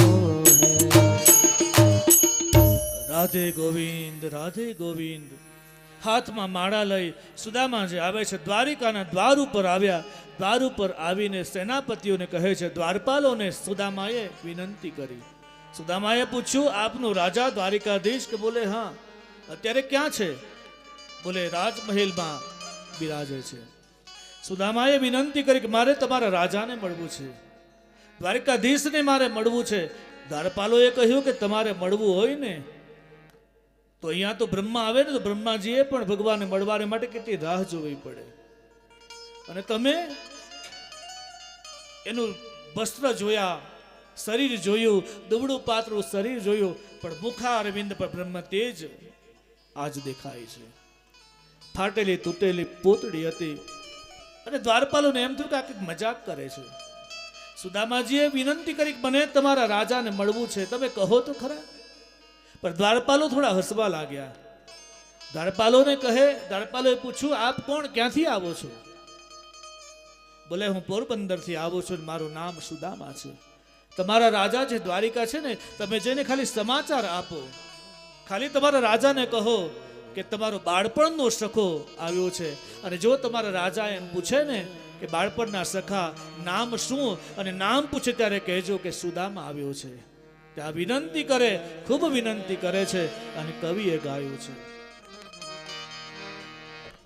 रे द्वारपालो कन्हैया से कह दो अरे द्वारपालो कन्हैया से कह दो डरते सुदामा गरीब आ गया है डरते सुदामा गरीब आ गया है अरे द्वारपालो कन्हैया से कह दो अरे द्वारपालो कन्हैया से कह दो नसीब आ गया है मिलने सुदामा गरीब आ गया है भटकते भटकते न जाने कहाँ से भटकते भटकते न जाने कहाँ से तुम्हारे महल के करीब आ गया है तुम्हारे महल के करीब आ गया है ગરીબો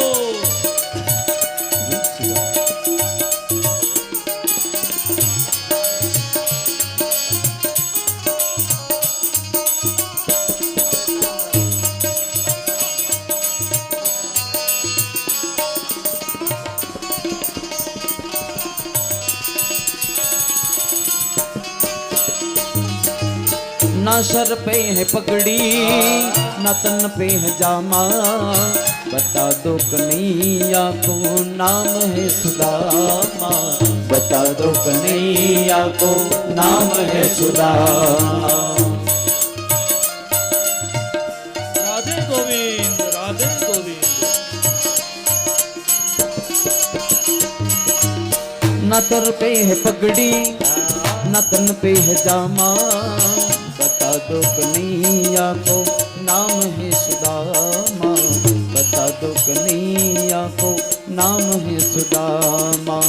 एक बार मोहन से जाकर ये कह दो, एक बार मोहन से जाकर ये कह दो, मिलने सखावत नसीब आ गया है, मिलने सखावत नसीब आ गया है।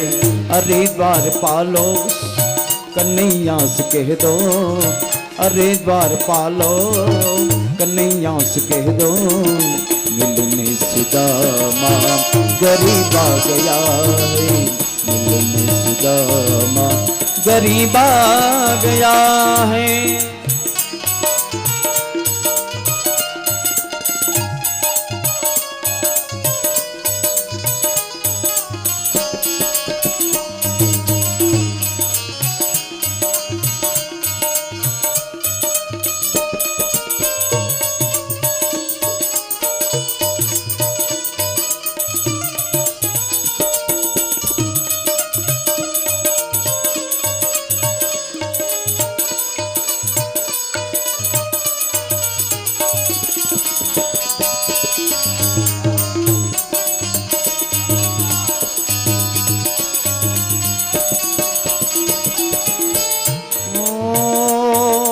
सुनते ही दौड़े चले आए मोहन, लगाया गले से सुदामा को मोहन, लगाया गले से सुदामा को मोहन।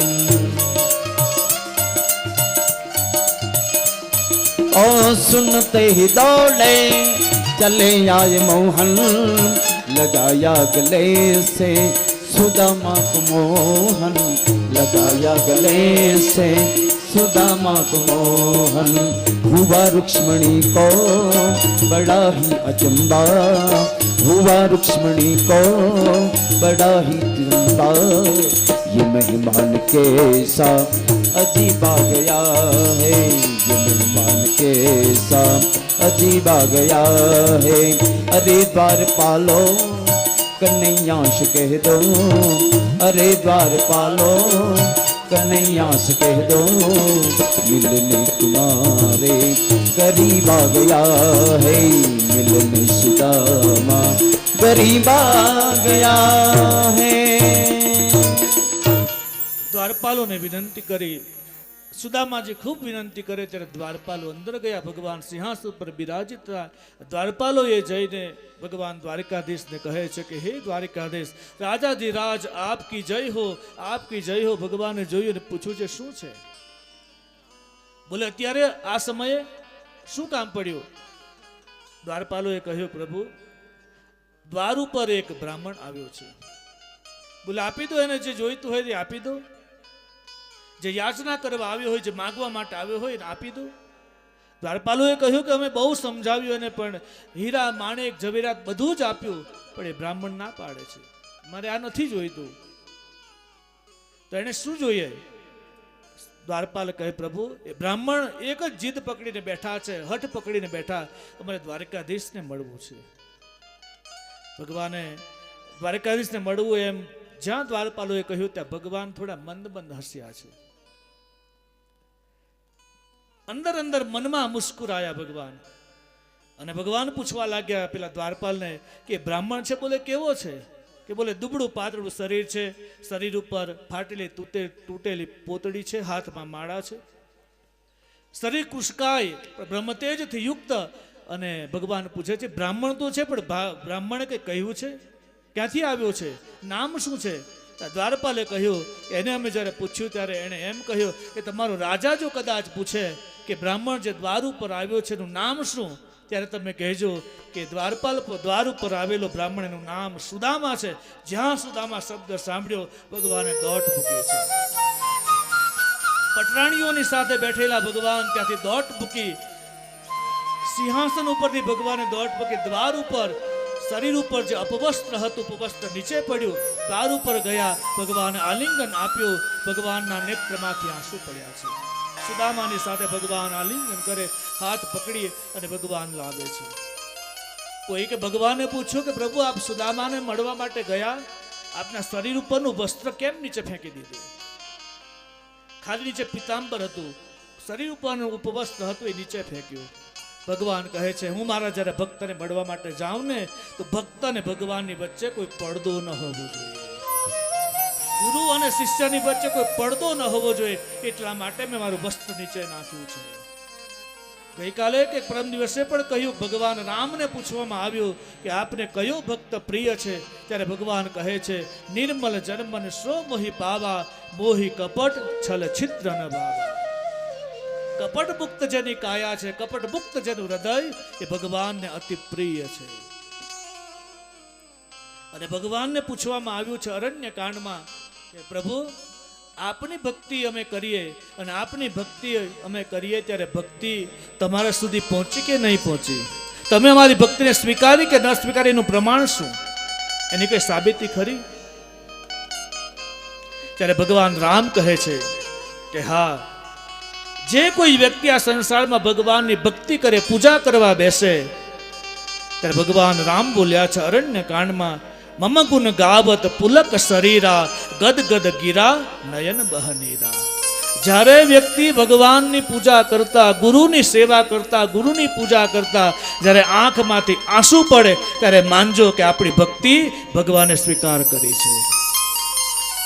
ભક્તિ કરતા, જપ કરતા, ગુરુ સેવા કરતા આંખમાં નેત્રમાં આંસુ આવે ત્યારે મારો રામ કહે એની ભક્તિ હું સ્વીકાર કરું છું. એની સાબિતી આ મમ ગુણ ગાવત પુલક શરીરા.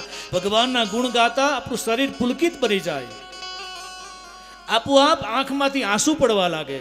આપણને ખબર નથી પડતી કે આંસુ કેમ પડે, હરખના આંસુ પડવા લાગે. મમ ગુણ ગાવત પુલક શરીરા, ગદ ગદ ગીરા નયન બહનીરા.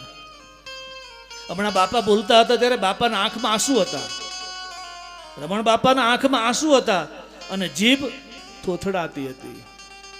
ગદગદ ગીરા નયન બહનીરા. વાણી છે ને, વાણીમાંથી શબ્દો નથી નીકળતા. જે સમયે આપણી વાણી થોથડાય, વાણીમાંથી અવાજ ન નીકળે, બોલી ન શકાય, બાપાથી બોલી નથી શકાતું. એક બાજુ આંખમાં આંસુ હતા, જીહવા ઉપર બોલાતું નહોતું. ભગવાન રામ કહે એની ભક્તિ હું સ્વીકાર કરું છું. મમ ગુણ ગાવત પુલક શ્રી ગદ ગદ ગીરા નયન બહનીરા. ભગવાન કૃષ્ણ શરીર ઉપર ઉપવસ્ત્ર હતું, નીચે પડ્યું. આવી જ ઘટના રામાયણમાં પણ બની છે. ચિત્રકૂટમાં જ્યારે ભગવાન રામ નિવાસ કરે અને ભરતજી આવ્યા છે, લક્ષ્મણજીએ તો થોડાક મર્મ વચનો કહ્યા ભગવાનને. ભગવાન કુટિયામાં બેઠા છે, ભરતજી સામેથી નથી આવ્યા, ભરતજી પાછળથી આવ્યા છે. ભગવાન પથ્થરની શિલા ઉપર બેઠેલા ચિત્રકૂટમાં પર્ણકુટી બનાવીને ત્યાં નિવાસ કરે. સમાચાર મળ્યા કે ભરતજી આવે છે અયોધ્યાથી, અને ભગવાન ભરતજીને સામે લેવાને માટે દોડ્યા છે.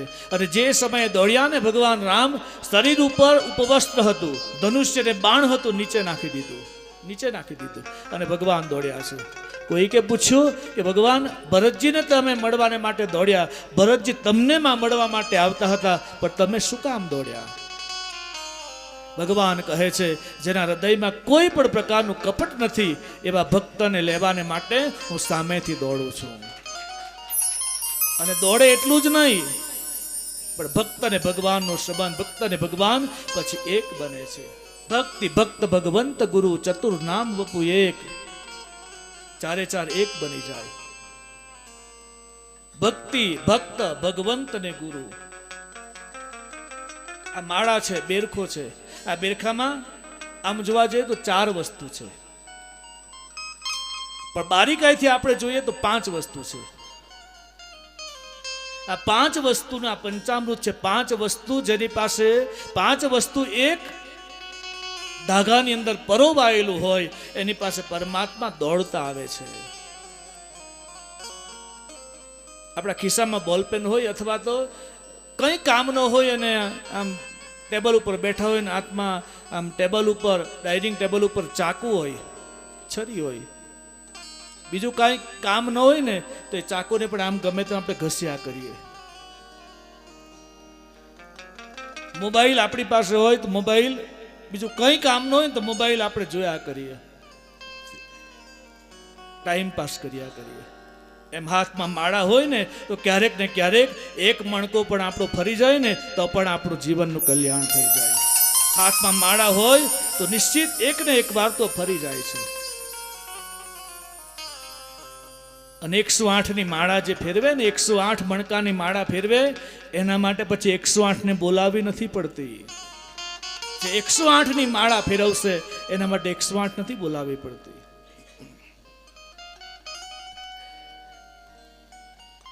આ જે 5 વસ્તુ છે, દોરો, અંદરનો જે દોરો, એ દોરાનું નામ છે ભક્તિ. આ મણકો એનું નામ છે ભક્ત. ભક્તિ, ભક્ત, ભગવંત. ભગવંત એટલે ભગવાન. આ જે ઉપરના ફૂલ છે એ ભગવાન છે. ભક્તિ, ભક્ત, ભગવંત અને ગુરુ, આ વચ્ચેનું મેરુ છે એને ગુરુ કહેવાયો છે. એટલા માટે આપણે માળા ફેરવીએ ને, મેરુ આવે એટલે પાછા આપણે વળી જવું પડે. મેરુને એટલે કે ગુરુને ઓળંગાય નહીં, ઓવરટેક ન કરાય. જો ગુરુને ઓવરટેક કરવા જશું તો બહુ વધારે નથી ચાલવાનું. 1 વર્ષ 2 વર્ષ હાલશે, પછી એનું પતન, રિવર્સ ગાડી પડવા લાગશે. ગુરુ એટલે આ મેરુ, આ ફૂલ છે એ છે ભગવંત. ભક્તિ, ભક્ત, ભગવંત, ગુરુ. વચ્ચેની જે આ ગાંઠ છે, 2 મણકાની વચ્ચેની ગાંઠ, એ કઈ ગાંઠ? એ છે સુરતાની ગાંઠ. ભક્તિ, ભક્ત, ભગવંત, ગુરુ. ભક્તિને દોરાની અંદર ભગવાન પણ બંધાયા છે, ગુરુ પણ બંધાયા છે અને ભક્ત પણ બંધાયા છે. જેના જીવનમાં ભક્તિનો દોરો હશે એની પાસે ભગવાન પણ આવશે, એની પાસે ગુરુ પણ આવશે અને ભક્ત સુરતાની ગાંઠ દ્વારા ભગવાનને પ્રાપ્ત કરી શકશે. પણ ક્યારે? કપટ ન હોય. ભગવાન દોડ્યા છે, ભગવાન હાથ પકડીને સુદામાને લાવે છે, ગાદી ઉપર બેસાડ્યા, અષ્ટપ્રાણીઓને આદેશ કર્યો, જાઓ જલ્દી મારા મિત્રને માટે ગરમ પાણી કરો, ગંગાજળ લાવો, ગરમ પાણી કરો, એના માટે સુંદર ભોજનની વ્યવસ્થા કરો. પટરાણીઓ વિચાર કર્યો કે આ કોણ? એકદમ સામાન્ય નાગરિક, સામાન્ય વ્યક્તિ, એને આટલું બધું માન સન્માન. પોતાના સિંહાસન ઉપર બેસાડ્યા, નીચે સોનાનો બાજટ મૂક્યો, એના પર પગ મૂક્યા. ભગવાને પટરાણીઓને કહ્યું, જલ્દી સોનાનો થાળ તૈયાર કરો, મારા મિત્રને માટે મારે પ્રક્ષાલન કરવું છે. બધી રાણીઓ અંદર મનમાં એમ થવા લાગ્યું કે આ શું કર્યું? દ્વારિકાધીશના આ શું થયું? જેને ભાટચારણો બિરદાવલી ગાય, ઋષિ મુનિઓ આવીને વંદન કરે અને આ એક સામાન્ય વ્યક્તિને આટલું બધું માન આપે. પણ આદેશ થયો એટલે બધી રાણીઓ કોઈક રસોઈ બનાવવા ગઈ, કોઈ પાણી ગરમ કરે. આ બધી રાણીઓ કંઈક ને કંઈક કામમાં ગઈ. ભગવાને સુદામાને બેસાડ્યા છે. સુદામાને સ્નાન કરાવવાને માટે ભગવાન પોતે જળ તૈયાર કર્યું, સ્નાન કરાવે. અને સ્નાન કરાવતા કરાવતા ભગવાને પગ ઉપર પ્રક્ષાલન કર્યું, પગ ધોયા છે. હાથમાં પગ જ્યાં લીધો અને સુદામાને થોડી વેદના થઈ. ભગવાને હાથમાં સુદામાનો પગ લીધો. ભગવાને 8 પટરાણીઓને આદેશ કર્યો જલ્દી પાણી લાવવું, પણ પટરાણીઓ વહેલું પાણી લાવતી નથી. ભગવાને એમ થાય કે મોડું થઈ રહ્યું છે એટલે ભગવાને સુદામાનો પગ હાથમાં લીધો. સુદામાને વેદના થઈ, થોડીક આમ એનાથી આંચકો લાગ્યો. ભગવાનને એમ થયું કે આને કંઈક દુઃખ છે, એટલે ભગવાને પગ આમ ઊંચો કર્યો. પગમાં જોયું તો કાંટા વાગેલા. પગમાં કાંટા વાગ્યા એટલે એક સત્યભામા ત્યાં પટરાણી આવી. સત્યભામાને કહ્યું કે દેવી જલ્દી જાઓ, સોય લઈ આવો. કેમ? કે બોલે આ મારો મિત્ર છે ને એના પગમાં કાંટો વાગ્યો છે. હવે દ્વારિકા નગરી આટલી મોટી નગરી, મોટા મહેલ, મોટા ઘર હોય ને એમાં સોય નથી મળતી. બધી પટરાણીઓ ગોતવા લાગી, સોય હોય તો મળે ને, કારણ કે મોટા ઘરમાં સોય નથી હોતી.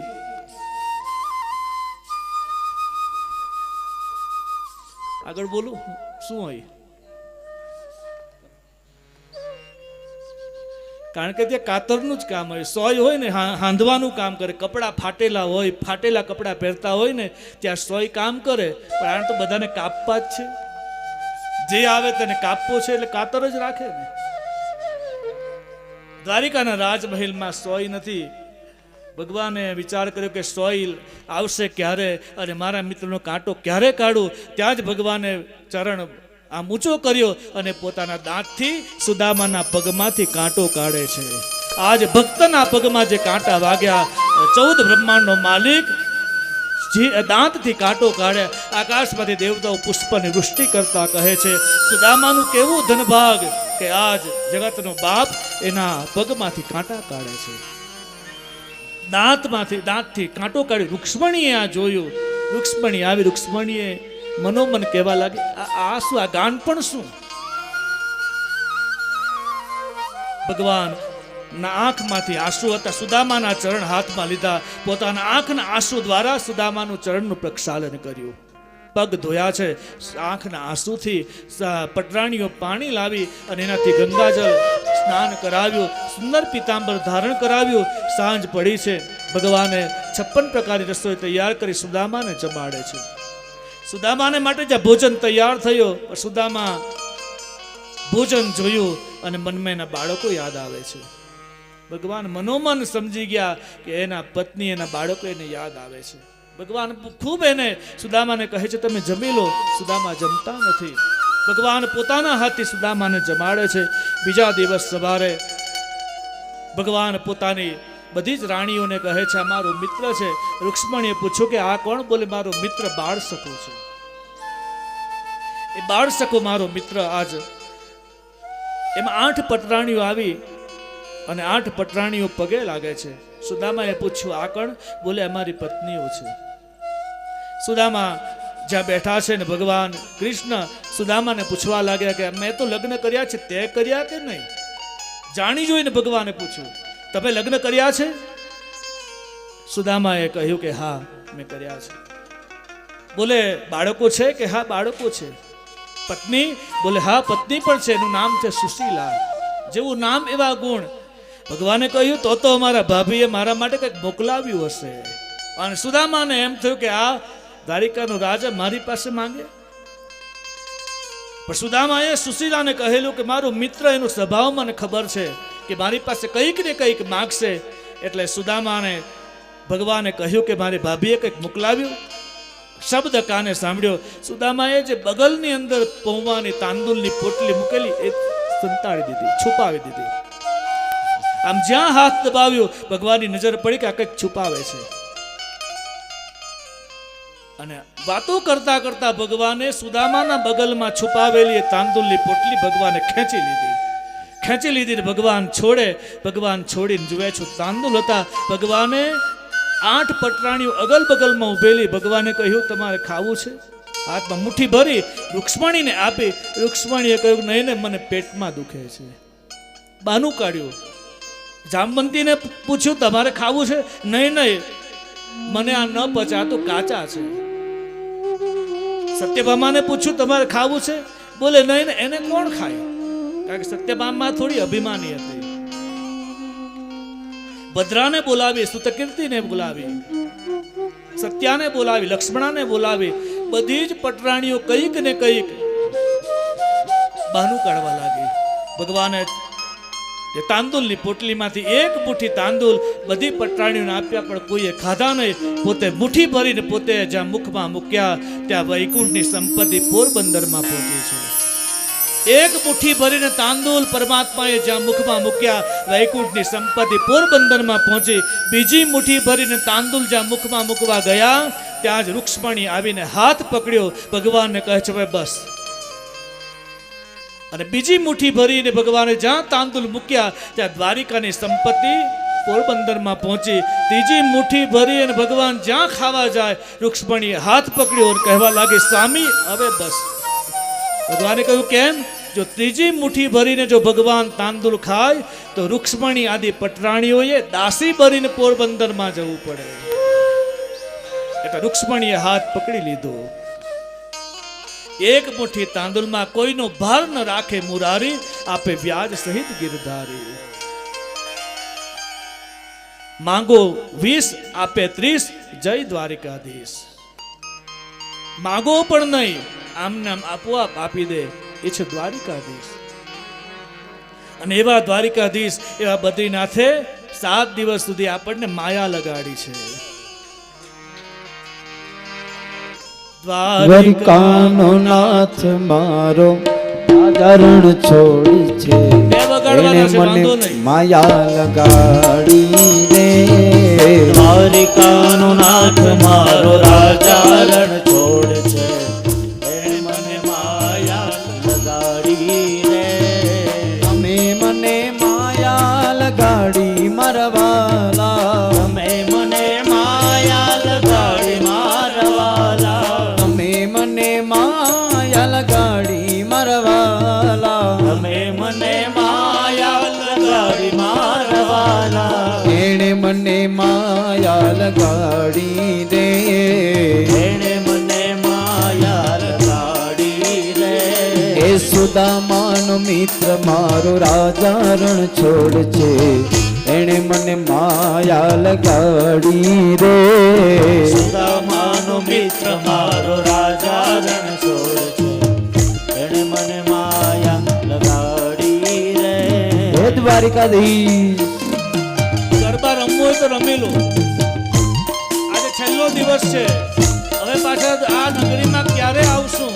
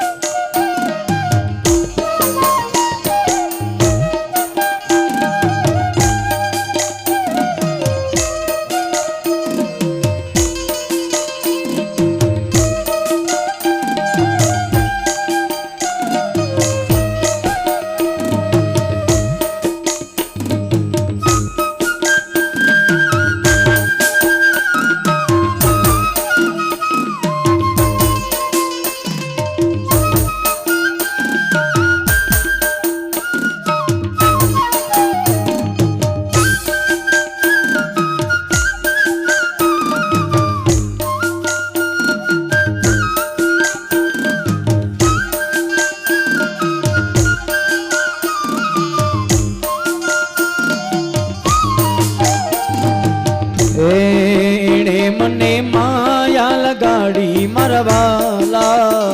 મને માયા લગાડી મારવાલા. તમે મને માયા લગાડી મરવાલા.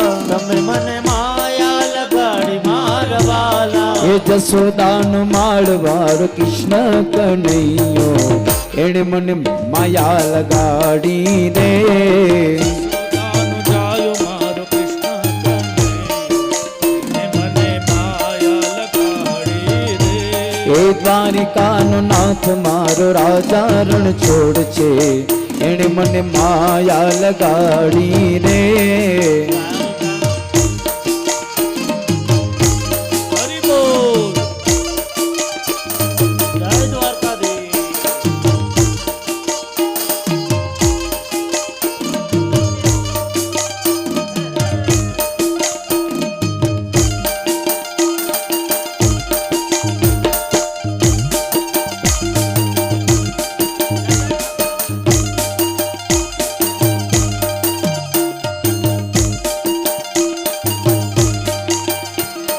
તાળી પાડો તો મારા શ્યામની રે, બીજી તાળી ન હોય જો.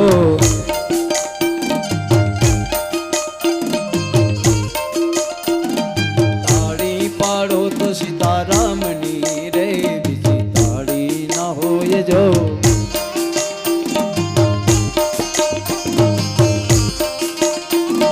સ્મરણ કરો તો મારા શ્યામના રે, બીજા સ્મરણ ના હોય જો.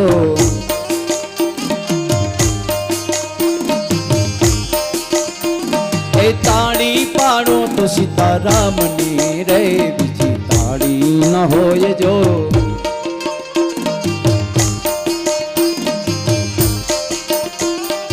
બાળપણમાં ઘણો ફેર છે રે કોને બાળપણ કહેવાય જો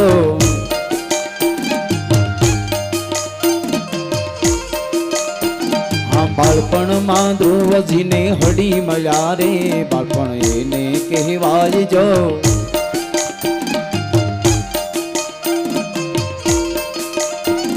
યુવાની માં ફેર છે રે યુવાની કોને કહેવાય જો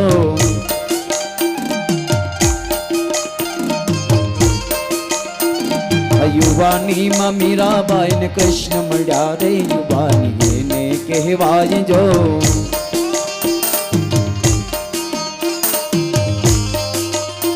આ ગડપણ માં ઘણો ફેર છે રે ગડપણ કોને કહેવાય જો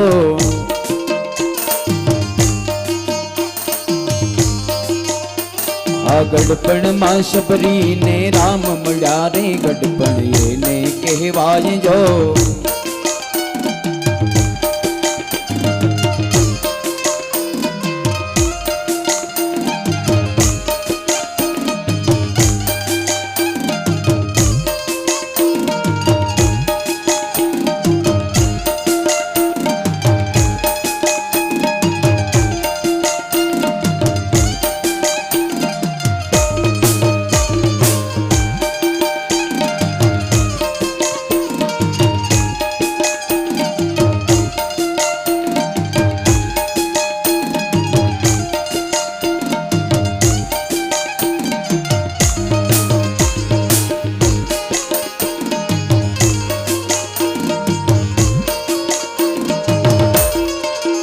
કાન રસિયો રૂપાળો રંગ રેલિયો ઘેર જાવ ગમતું નથી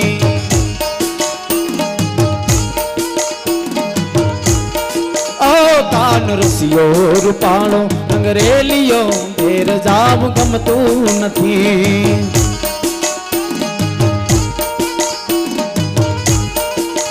મારે માથે છે યમુના નિહેલ રે અમારે માથે છે ગંગાજી નિહેલ રે ઘેર જાવ ગમતું નથી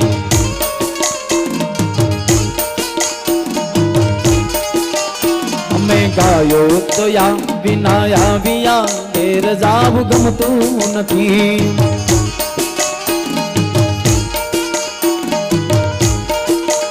અમે ગુજરાત થી બદ્રીનાથ આવ્યા ઘેર જાવ ગમતું નથી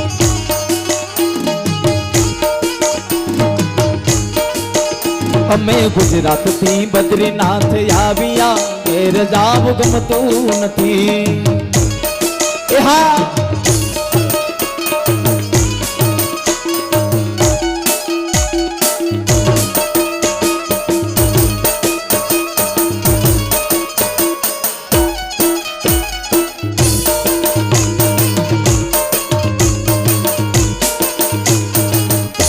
જય દ્વારિકાધીશ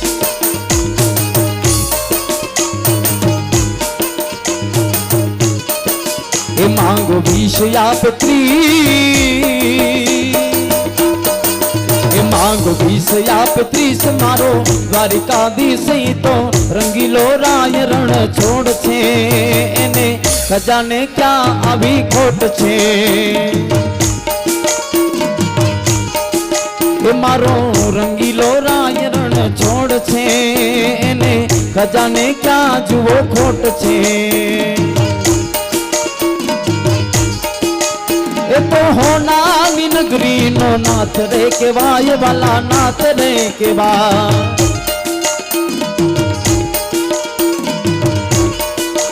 એને તારે થી કોઈ ના ખાલી રે જાય કોઈ ના ખાલી રે જાય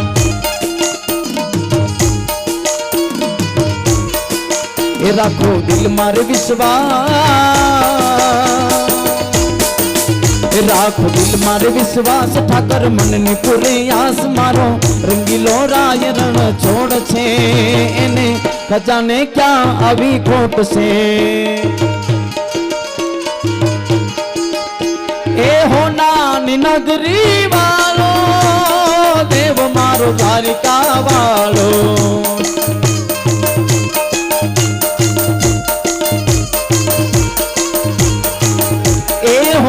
નાની નગરી વાળો દેવ મારો દ્વારિકા વાળો એ માધવ તારી મેળિયુંમાં બોલે ઝીણા મોર રણ છોડ રંગીલા રંગીલા રણ છોડ રંગીલા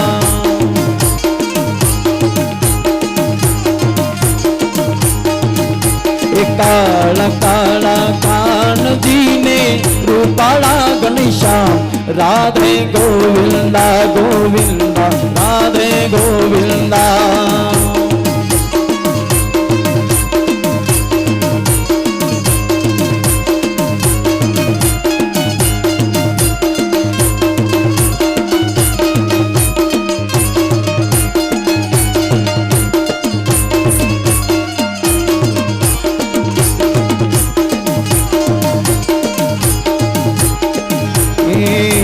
बाला ते पढ़ना बेली रे सीध जब चो माया ने चम मेली रे गोकुड़ना गिरदार गेर आवो रे मारी जी लड़ी जस गावे रे मारा बाला ते पढ़ना बेली रे हला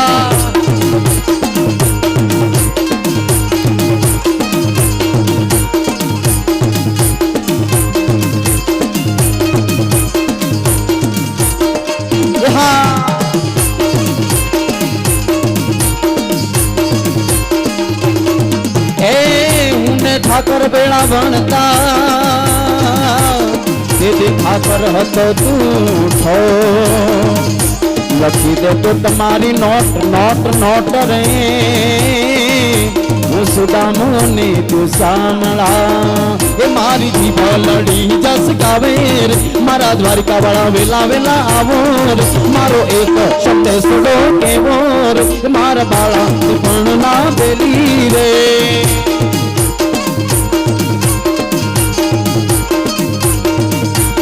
ઓખો તો દુનિયા થી નોખો કેવાય દ્વારિકા ના દેવ ની વાત જ ન થાય વાલા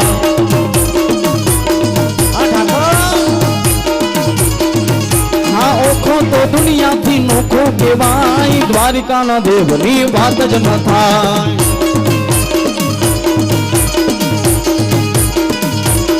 मिठुड़ी मिठुड़ी मिठुड़ी मिठुड़ी मिठुड़ी दलती ना मीठा भगवान दरिया ना बढ़िया माँ दीठा भगवान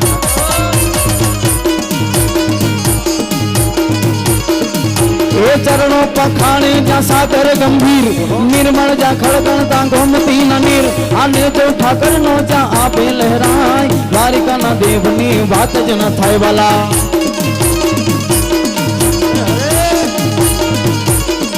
ए भगसाणी चारण नो भीमराल ने दे दुर्गा धनिया नो डोलरियो दे आ अवतारी जन्मी जा मोगल आई द्वारिका ना देवनी बात ज न थाय वाला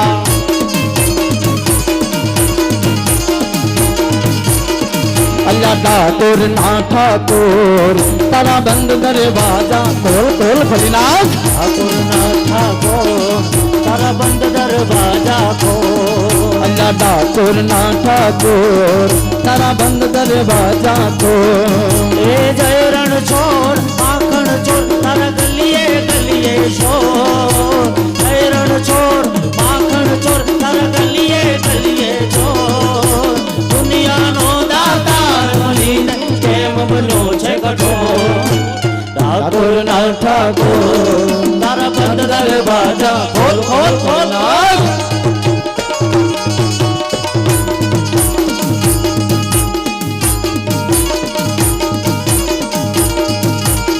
जय ठाकुर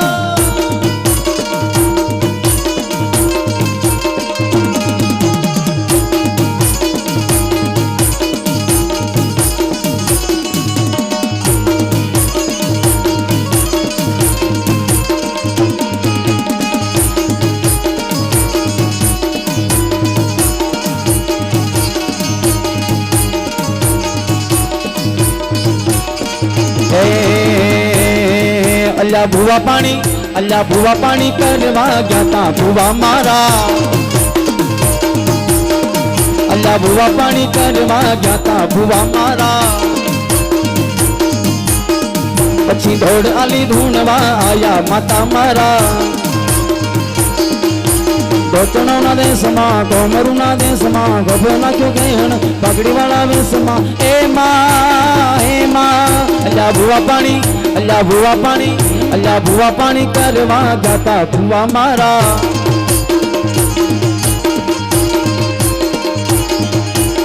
ભુવાજી આવતા હતા મતાને લાવતા હતા પછી જેણા જેણા ઘૂઘરા વાગતા હતા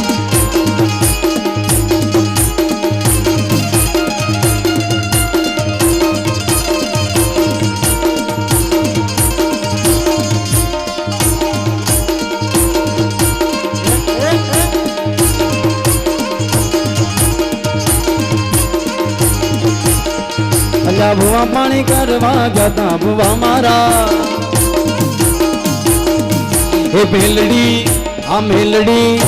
મેલડી માંડવે રમવા આય દીવડા જગમગ જગમગ થાય મેલડી માંડવે રમવા આય દીવડા જગમગ જગમગ થાય હે મેલડી માંડવે રમવા આય દીવડા જગમગ જગમગ થાય મેલડી માંડવે રમવા આય દીવડા જગમગ જગમગ થાય આ મેલડી પવન ઝપાટે આય દીવડા જગમગ જગમગ થાય મેલડી પવન ઝપાટે આય દીવડા જગમગ જગમગ થાય એ હો નાનું ઢેકલું ને રૂપાની ગેડી હો નાનું ઢેકલું ને રૂપાની ગેડી મોટી સવાર થઈ આવજે માં વેલડી એ સવાર થઈ આવજે તું મેલડી એ મેલડી પવન જબાટે આય દીવડા જગમગ જગમગ થાય મેલડી પવન ઝપાટે આય દીવડા જગમગ જગમગ થાય હે લીલીના ઘેરમાં તીણા મોર બોલે માં મેલડીના રાજમાં લીલીના ઘેરમાં જીણા મોર બોલે મારી મેલડીના રાજમાં મારી ઉગમણા રથ રોક્યા રે રમણા રમજો રે માં રમણા રથ જોડ્યા રે રમણા રમજો રે મારી મેલડી રમવા આવે રે રમણા રમજો રે માં મેલડી રમવા આવે છે કંકુડાની ડાળીઓમાં તાજ તમે રંગે રમો આનંદે રમો એ કંકુડાની કણીમાં તાજ તમે રંગે રમો આનંદે રમો એ નવલા માનવ નાચામાં તાજ તમે રંગે રમો આનંદે રમો કંકુડાની કણીમાં તાજ તમે રંગે રમો આનંદે રમો એ લીલીના ઘેરમાં ખોલી ગુજરાતમાં ઝીણા મોર બોલે માં અંબે મન રાજમાં લીલે બડી રે આ લીલો નાગર વેલનો છોડ લીલે બડી રે લીલો નાગર વેલનો છોડ લીલે બડી રે લીલો નાગર વેલનો છોડ લીલે બડી રે લીલો નાગર વેલનો છોડ એ પરમુ પરોડના રે માર ઉતાર કરતા જા એ પરગુ પરોડના રે માર ઘર ઉતાર કરતા જા ઉતારા નહીં કરું રે માર ઘેર સીતા જ જુએ વા તારા નહીં કરું રે માર ઘર સીતા જોવે વા અસિતારોણી કલા રે જુએ રોમ લક્ષ્મણ દીવા સીતા એકલા રે જોવે રામ લક્ષ્મણ ની વા લીલી લે બડી રે લીલો નાગર વેલનો છો કૃષ્ણ કનૈયાલાલ કી જય. બદ્રી વિશાલ ભગવાન